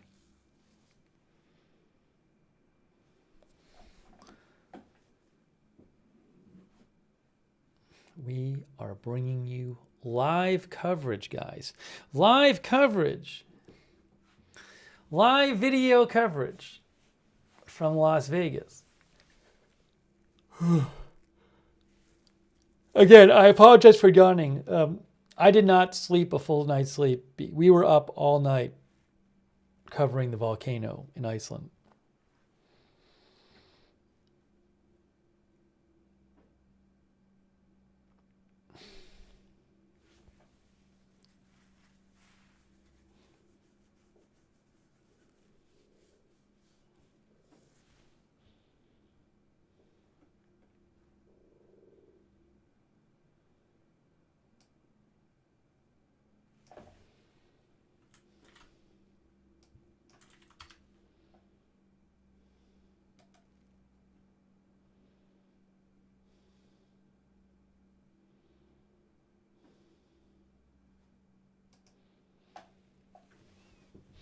Ammo Wooden says Trump busy hanging with Steve will do it.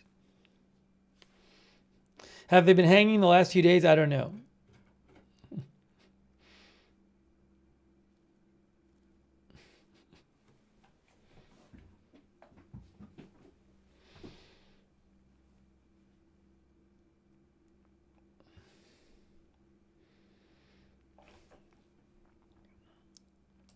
Yep. So we're, again, we're just waiting here for him to speak. That's what we're waiting for. We're just waiting for him.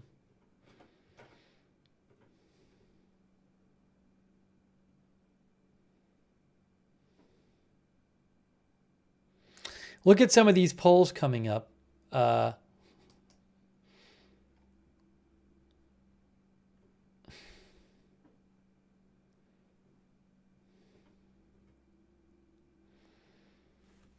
From well, I don't want to go away from the video. Political polls on X, Political Polls, has some polls from Morning Consult. They say in the Louisiana primary, currently it's 91-9 for Trump. Missouri, 86-12 for Trump. Florida, 85-14 for Trump. Pennsylvania, 81-17 for Trump. Ohio, 83-16 for Trump. Over Haley. These are Republican polls. Trump over Haley, Republican primary polls. New York, 84-15 for Trump. New Jersey, 82-17 for Trump. Could go on and on.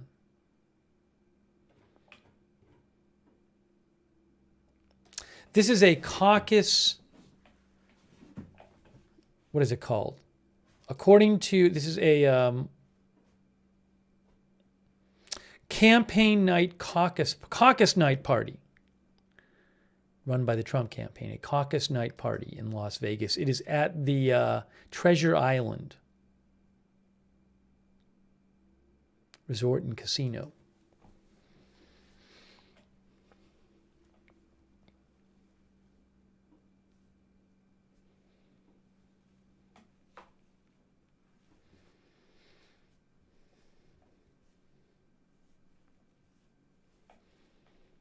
We are waiting to see him live, folks. And you guys will be able to discuss it in the chat, what you think. Fweeky Beats says, should have had it at Circus Circus.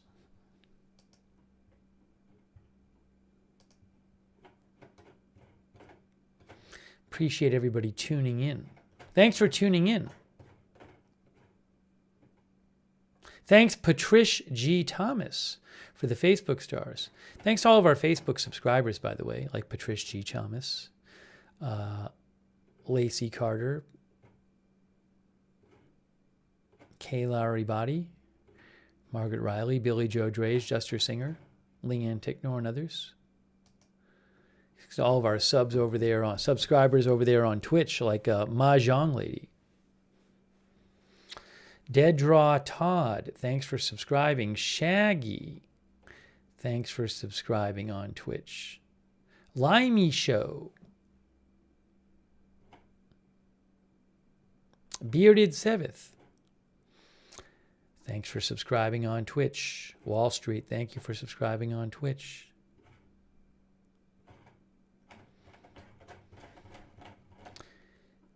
Okay, 12:16 Eastern Time. We are here with you, waiting to see Trump speak live in Nevada. Speaking live.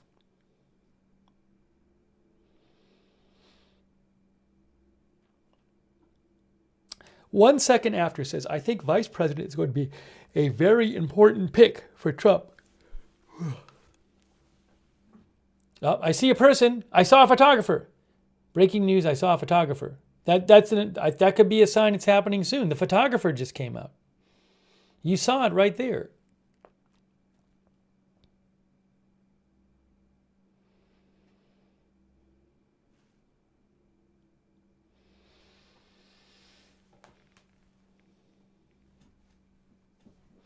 Nader Nation says he's probably going to be holding out on VP for a little longer.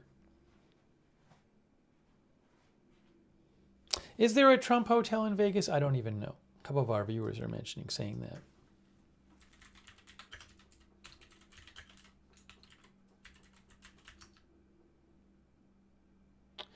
Trump International Hotel, Las Vegas. There is such a hotel. A couple of our viewers were wondering why it wasn't in the Trump Hotel.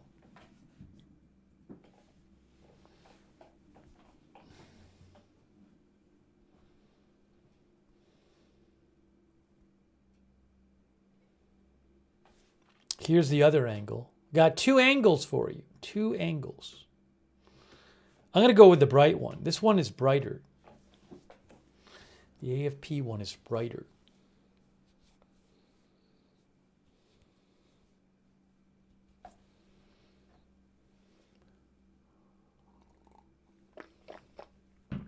Thanks to LV Beezy for subscribing on Twitch.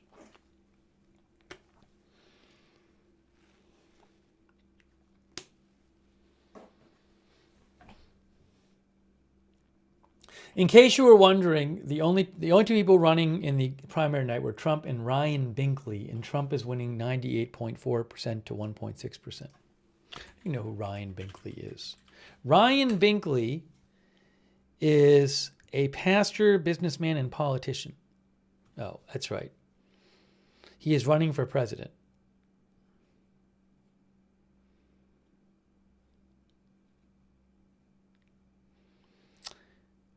His campaign spent more than $3 million in Iowa, and he got 0.7%. That's from Wikipedia. A pastor, businessman, and politician.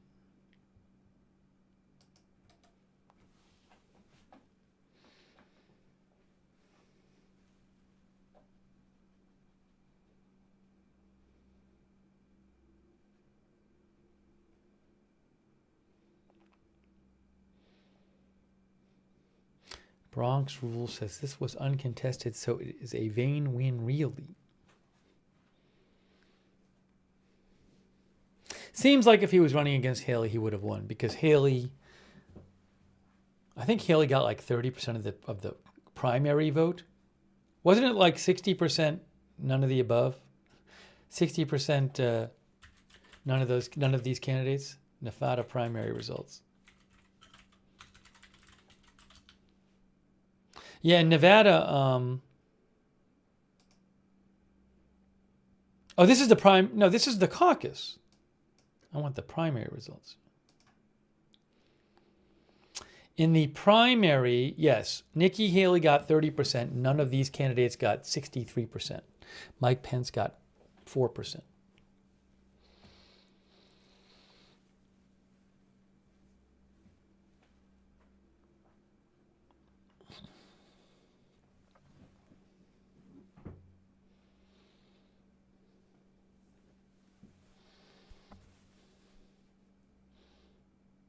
Really, guys, Trump is going to be speaking.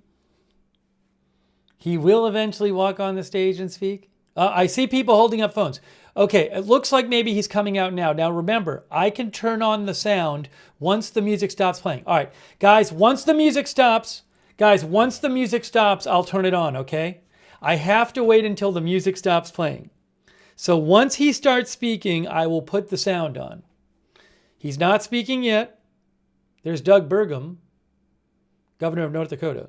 So again, we will be hearing him speak, but I can't play the music.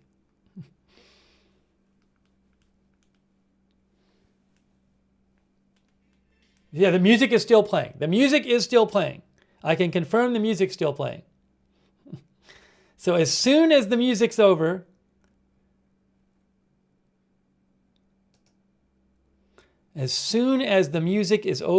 I will turn the audio on.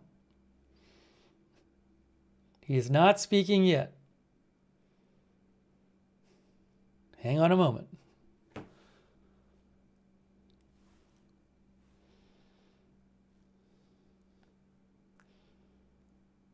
Hang on a moment. And I will mute myself when he's speaking too, so you don't have to listen to me. But again, I got to wait till the music is over. Nope, can't unmute until the music is over.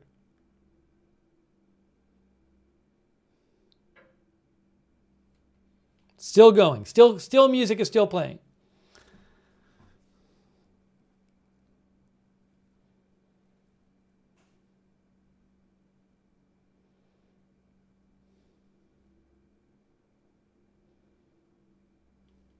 Still playing. Are they playing Proud to be an American? Hold on.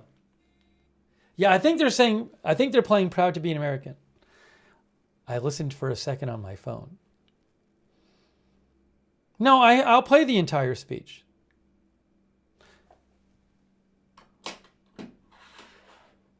Close up.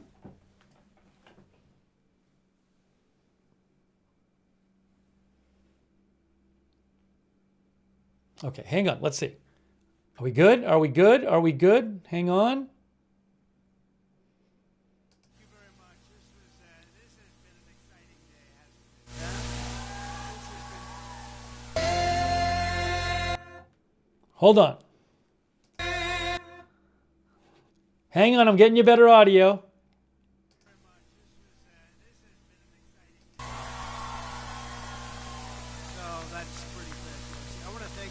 That audio is terrible. That audio is bad.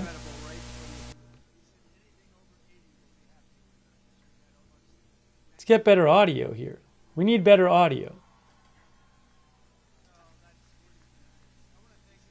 Why is the audio all so bad? Listen to that. Is the microphone broken? What's wrong? Whoa. There we go. There.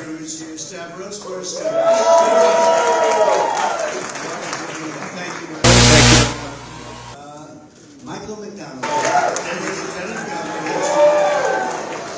He's taken a lot of abuse unfairly, and we just want to thank you, Michael. He's a strong man, and he's a good man. And we have a person from North Dakota. Did anybody ever hear North Dakota? And he's the governor, and I watched him for a long time. He was a very successful man. He's been an incredible governor. And he's here with Catherine, his great wife, and I just want to thank you very much for doing that.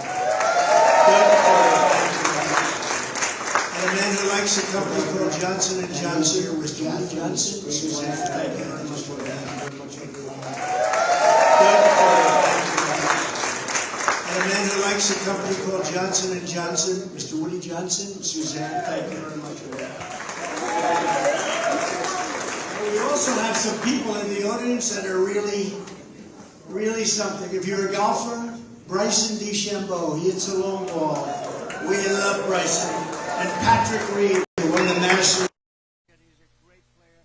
Wherever you may be in this room, thank you very much. I like golf, and I like people that know how to play golf. There aren't too many people that can do it. If you like to fight, if you want to fight, you can fight this guy. He's available. It's not going to last long. You won't do very well. Sean Strickland, real champion. You don't want to fight him too much, I don't think. Where's Sean? He's a nasty-looking guy. Look at those ears. You look at those ears. Oh, I looked at him. I said, I want no. Sorry, they're having a little difficulty with the audio, I think. Hang on. I just. Did anyone ever hear of the Nelk Boys? Because Dana White called me, said, would you do an interview with the Nelk Boys? I said, who are the Nelk Boys? I did this crazy interview with like 22 million hits. I never saw anything like it. Where are the Nelk? The Nelk. Oh, thank you. Okay, have a good time. I just want to say that this has been an incredible period of time. I think for our country, for very, very strong. Very, very strong. For many, many years, when you look at the attack on Israel or the attack on It's all of the Ukraine, death Russia, that you've witnessed with Ukraine and Israeli Russia attack would fighting never happen. and Inflation what would happened in never Israel. happen. All of the The death world and would be all a of the much different destruction place right now. of cities and places that are ancient places in a sense. Ancient buildings being knocked down, you can never replace it. But all those people that died, most importantly, would have never happened, and we're going to change it. We're going to change it around. We're going to get it back to normalcy. It can't continue like this. The world is exploding. Our country is doing horribly. Stock all over the world. We were respected. We were respected like never before. Just 3 years ago, we are now a laughing stock all over the world. We're not respected even a little bit. And you understand why. You understand why. You need leadership, and this country does not have leadership. It has no idea what's happening. It's lost its way. It's a failing nation, and we're not going to have a failing nation much longer. I just want to really thank the great people of Nevada. Ago, we are now a laughing stock all over the world. We're not respected even a little bit. And you understand why. You understand why. You need leadership, and this country does not have leadership. It has no idea what's happening. It's lost its way. It's a failing nation, and we're not going to have a failing nation much longer. I just want to really thank the great people of Nevada, because this was a turnout. I don't know if you know, you broke the all-time record. The all-time caucus record was broken, and we kept waiting and waiting because they're all flowing in from all parts of your state. They all want to be. I said, well, wait. But I said, they're going to be very upset when they come here, and everyone's gone. But I said, we have to start. But this has been a tremendous state. And, you know, if we win this state, we easily win the election in November. We have to win the election.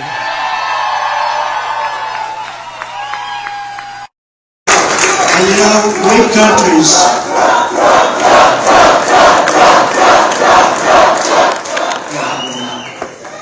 But great countries are all about a lot of things, but two things in particular. You have to have strong borders, and you have to have free and honest elections. And we don't have either. And we're going to have them back. We had 3 years ago, we had the strongest border in the history of our country, and we were doing great. And our economy was the best, and we rebuilt our military, so many things. And then you had the Afghanistan surrender. That was nothing less than a surrender. And President Putin watched that, and he saw that, and he said, wow, this could be my chance to go and do what I wanted to do. They never would have happened. It would have never happened. But he went in and he did what he wanted to do. But we're going to bring the world back, and we're going to bring the world back to normalcy. And this country is going to be the leader, and we're going to be also at the same time focused on a thing called America First, right?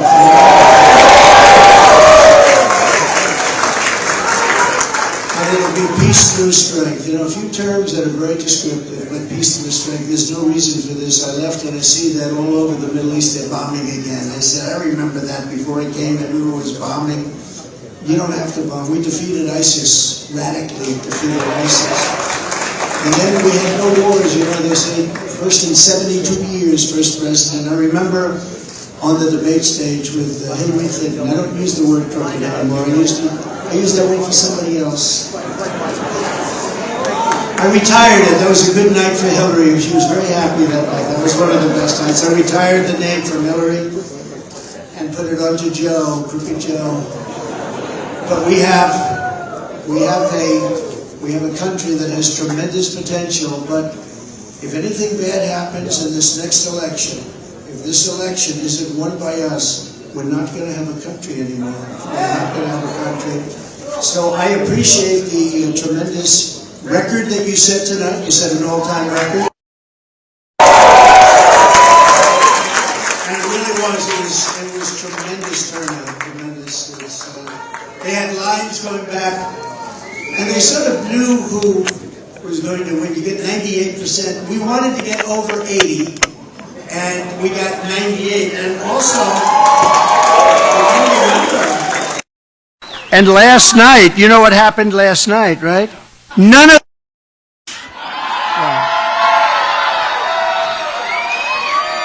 So I'd like to congratulate none of the above.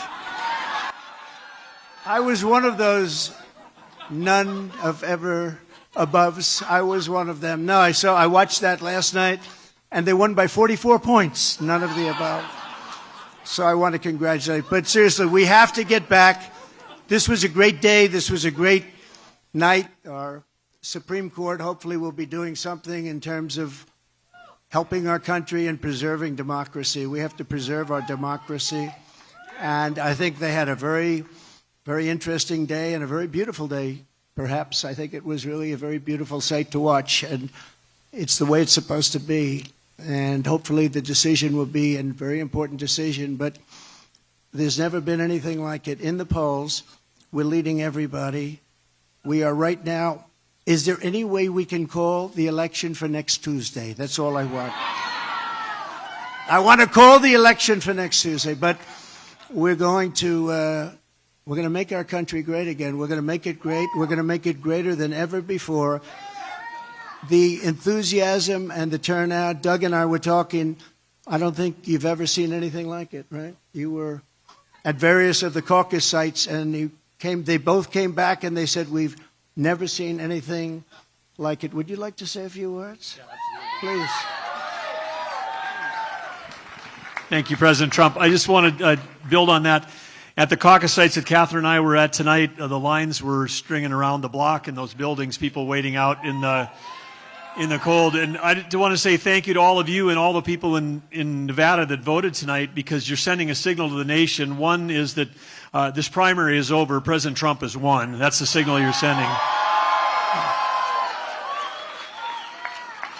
And the second thing that really matters is that all of you that voted tonight, that came out tonight, need to show up in November, but bring somebody with you, because Nevada is going to be a swing state and President Trump is going to win it in November.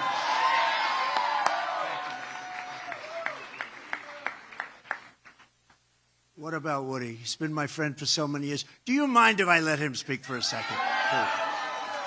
Woody Johnson. Oh, what a good day. Those, I don't know if anybody listened to the Supreme Court arguments today, but boy, I've never seen arguments like that, totally in favor of the president's position. Excellent. So that was good, but this is even better. Winning Nevada is propelling us. We're going to win the election, and this is you're going to see Donald J. Trump as another great president. Thank you, Woody. So, God bless you all. We have to save our country. We're going to save our country. We're going to make America greater than it's ever been. We have to stop it. We have to close up our borders. We have to close them up.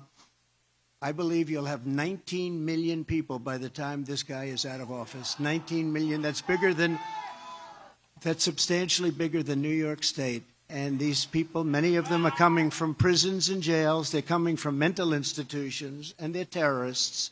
And you see what's happening. I don't know if you've been watching your news lately. I kept saying, crime is through the roof all over our country. And I kept saying, when is it going to be that I don't see any migrant crime? Well, guess what? It's happening at levels now like nobody's ever seen. And we can't let it happen. So get ready. We're going to get out there. We're going to win. We're going to have a great election. We're going to turn our country around. You're going to be so happy. We were energy independent. Think of it. 3 years ago, we were energy independent, and now we're trying to buy from Venezuela. You're getting your, and remember this, we have more, I call it liquid gold. We have more liquid gold under our feet. Doug, you know that better than anybody.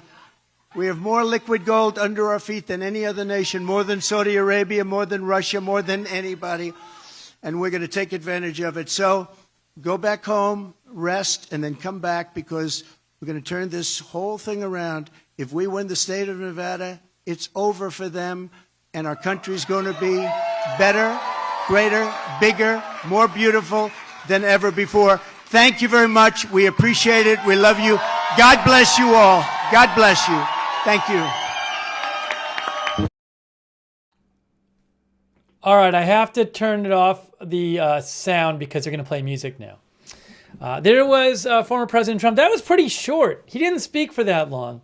And I do apologize. The sound, it's like the microphone, I believe, was not working. The microphone at their event, because I was looking at multiple feeds and they all had bad sound. I turned it on TV in one of the news channels and they had bad sound. So I think for like the first 5 minutes, literally the microphone was not working. So I'm sorry about the sound issues. I'm glad they eventually got it fixed. Yeah, that was pretty fast, right? What did he? Oh yeah, a sarcasm says he didn't say anything about Biden's case. That was pretty quickly. That was pretty quick. Susie says, I'm happy he didn't really bash Biden. How long was that? How long did he speak for? Does anyone know? Let's see. I'm going to try to figure this out. How long did he speak for? About... I can't see. Well, there. That's that. Let me go back. I'm going to look. I'm going to look at my own broadcast. 10 to 15 minutes, one of our viewers, PNN says. That sounds about right. I got to go back.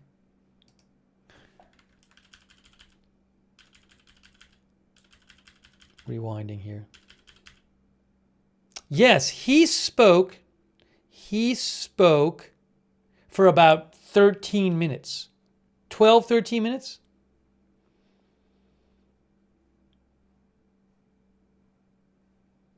No, there was a little bit of the audio was off for the first part of it. We fixed it. By the end, the audio was fine. And it was all synced up and everything. So I'm sorry for the technical issues right when we started, but the audio wasn't working there. Anyways, guys, so I don't know if I don't. The first part of his speech, I was dealing with the technical stuff, so I don't even really know what he said. But I don't believe he said anything too newsworthy, right? Am I wrong about this? All right, I'll take a few comments here. Dr. McRib says low energy speech, sad. It's just kind of a short speech. Anyways, but we got to see it. You got to watch it. You did get to see it. All right. Kathy says Biden is now irrelevant. He didn't need to talk about Biden. Ronan says, why kick a dog when he's down? He didn't need to mention Joe's press conference. El Deuterino says that was fairly boilerplate. Junior Jam thought Trump looked strong. Trickstar says he didn't say anything he doesn't always say.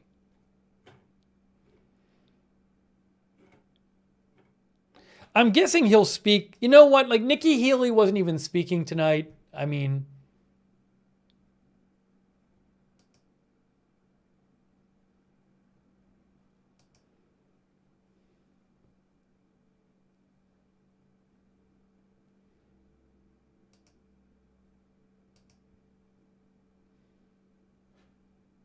by the way, our viewer AC wrote in about earlier and said AC thought that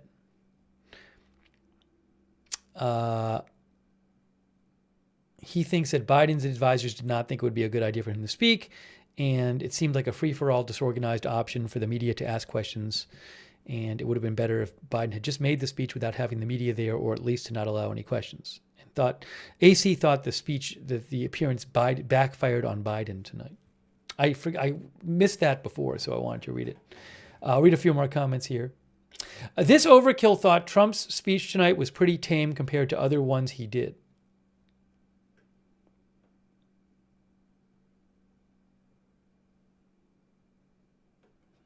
Pseudo thought Trump looked exhausted and pathetic? Wow, Pseudo.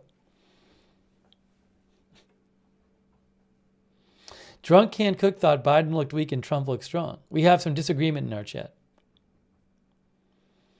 Space Cube thought Trump looked and sounded very coherent and lucid.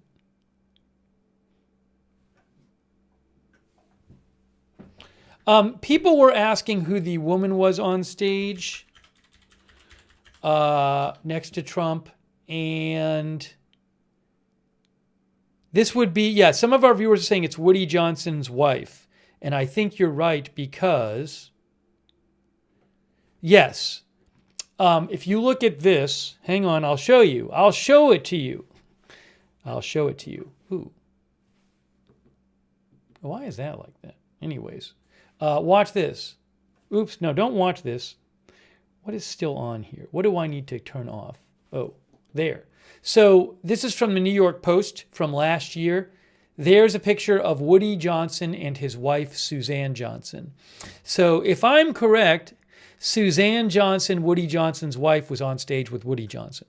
Woody Johnson owns the New York Jets. He was on the stage.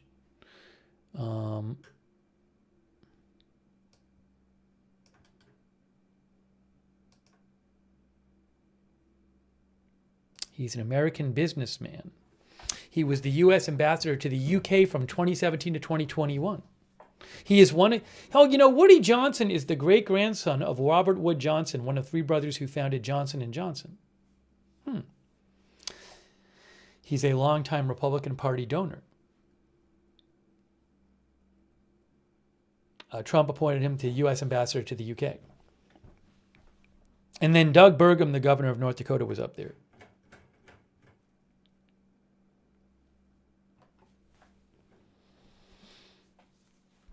All right, there you go.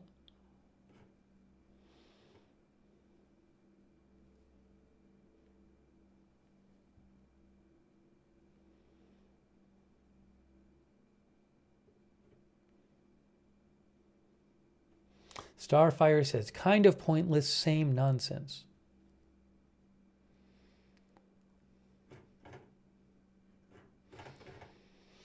All right, guys. Well, we got to see Trump speak. He didn't speak that long.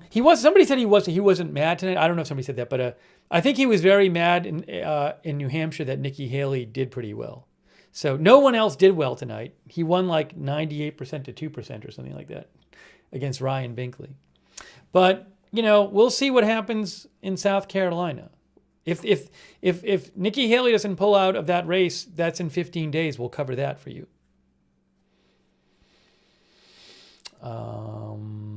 All right, guys, I think it might be getting to be that time. We have covered, if you missed it, we did a whole coverage of President Biden's impromptu remarks at the White House, and he answered some questions from the press. It was a whole wild event. So you can rewind this broadcast and watch that. We stayed on. We did a little extra bonus coverage to show you Trump speaking from Vegas. So I'm going to wrap this up right now. I really appreciate you guys all tuning in and staying with the broadcast till the end.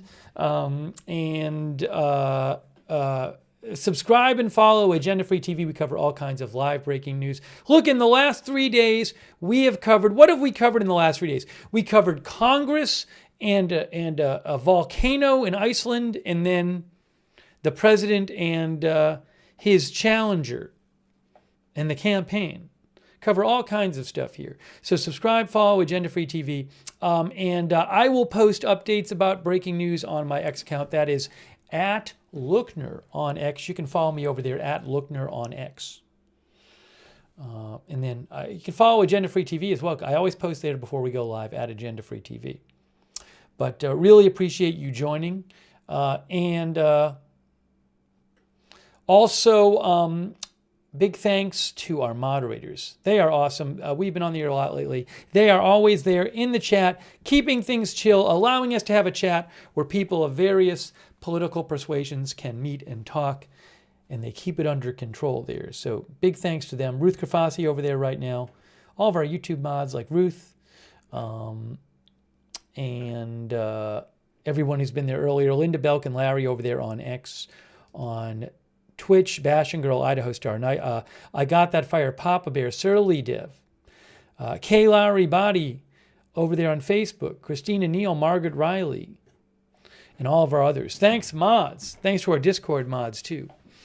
Thanks to everybody who donated. Oh, that was so nice of you guys. You are the ones who allow me to do this channel, be available to come on the air whenever breaking news happens. Really appreciate your support. If you ever want to donate, you can go to agendafree.tv, agendafree.tv. Thank you so much for your support. Don't forget to turn notifications on. We have a free notification system. It works really well. You sign up, and then whenever I go live, even if it's the middle of the night to cover breaking news, like last night, you will get a notification sent to you to let you know we're going on the air. The mods can post that link in the chat. We do it through Discord, and you can find the link on the YouTube and Facebook descriptions for this broadcast as well. But sign up for the free notifications; they work really well. And another thing, when you click that link, you can also, if you want to, check out our free Discord chat where you can chat with other viewers when we're not on the air. Quick reminder, I do have a personal channel where we do some non-news live stream once in a while. Maybe if the news is a little quiet on a given day. We do some non-news live streams over there. Look Nerd on YouTube and Look Nerd on Twitch. So check that out for some non-news live streams. And you know what? Actually, we'll get into the details this later, but maybe in a few weeks, I might be on the road doing some, I guess they call it IRL streaming. Maybe somewhere besides the United States in real time, live. So we'll see how that goes. That's on Look Nerd. Although I am going to bring my laptop.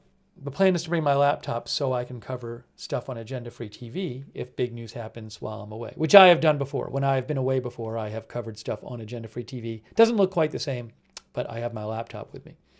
So I can do something. Okay. I want to thank our subscribers over there on Facebook. Thank you so much. More on that later, by the way. Patrice G. Thomas, Kay Lowry Body. Hey, Paul Anderson was modding too. Thanks, Paul. Lou Green, thanks, Lou. Duster Singer, Billy Joe Drage, Lacey Carter. Tyler McKenzie, by the way, thought it was a 10, and Jane Summers gave the speech a 10 out of 10 for Trump.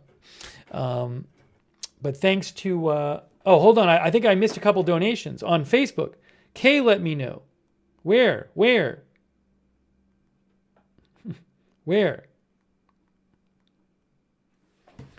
Let me see. Oh, I see. That's the problem. I'm not signed in as myself. So I'm not seeing Kay's messages about the Facebook stars. Billy Joe Drage gave Facebook stars. Thank you. And Patrice Thomas. I caught Patrice. Thank you. Thanks, Kay, for letting me know. All right, hang on a moment. So thanks to all of our Facebook subscribers. You guys are awesome. Our Twitch subscribers, people like LVBZ, Anaconda3, thanks for subscribing. Trace, Shaggy, Wall Street, Retroactive. Busy last couple of days. Busy 24 hours. Mahjong Lady, Underjolt. All of our subscribers, thank you. And over there on YouTube, thanks so much to our YouTube members, such as He Is Risen, Warren Buffering, Y. Alonzo, Whiskey, Deb is here, Rex Direct, Deborah M, Excessive Force, Darth Pronator, Dr. Professor, Driver, Brian Tampa, Nini of 6, Susie May, Marty Hagwood, and AH, Cruella. Thanks for being members. Whiskey, Lori Sunshine, Lucky Minute, Randy S, Ronan, Emily Brooke, Cynthia, Reary Patton, Supple Petals. Waltham, Doug Cahill. El Deuterino, The Ringa X. Emily Brooks, Sophia Martinez, AJ Jackson, Silver Jedi, Avery. Darth Pronator. Timmy Tushu, Driver Dillamond, and all of our other YouTube members. Thank you. Hey, and if anybody is interested in being a volunteer moderator, that would be awesome. Just ask the mods for more information. There might be a wait list, but ask the mods. That would be cool. All right, guys. Thanks, Keith Hanna, for watching. Rod O'Connor, Grace.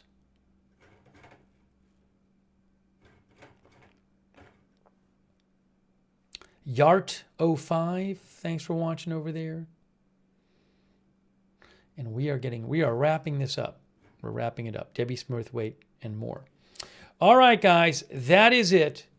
You have been watching our live coverage. If you missed it, we did a whole thing on Biden's speaking appearance tonight from the White House. Rewind and watch that. And then we stuck around to cover Trump speaking in Nevada. So that is it for now. Thank you again to our mods. Thank you for watching and letting me read your comments on the air. That was awesome. A lot of good comments tonight. And we'll see you soon with more live breaking news coverage right here at Agenda Free TV.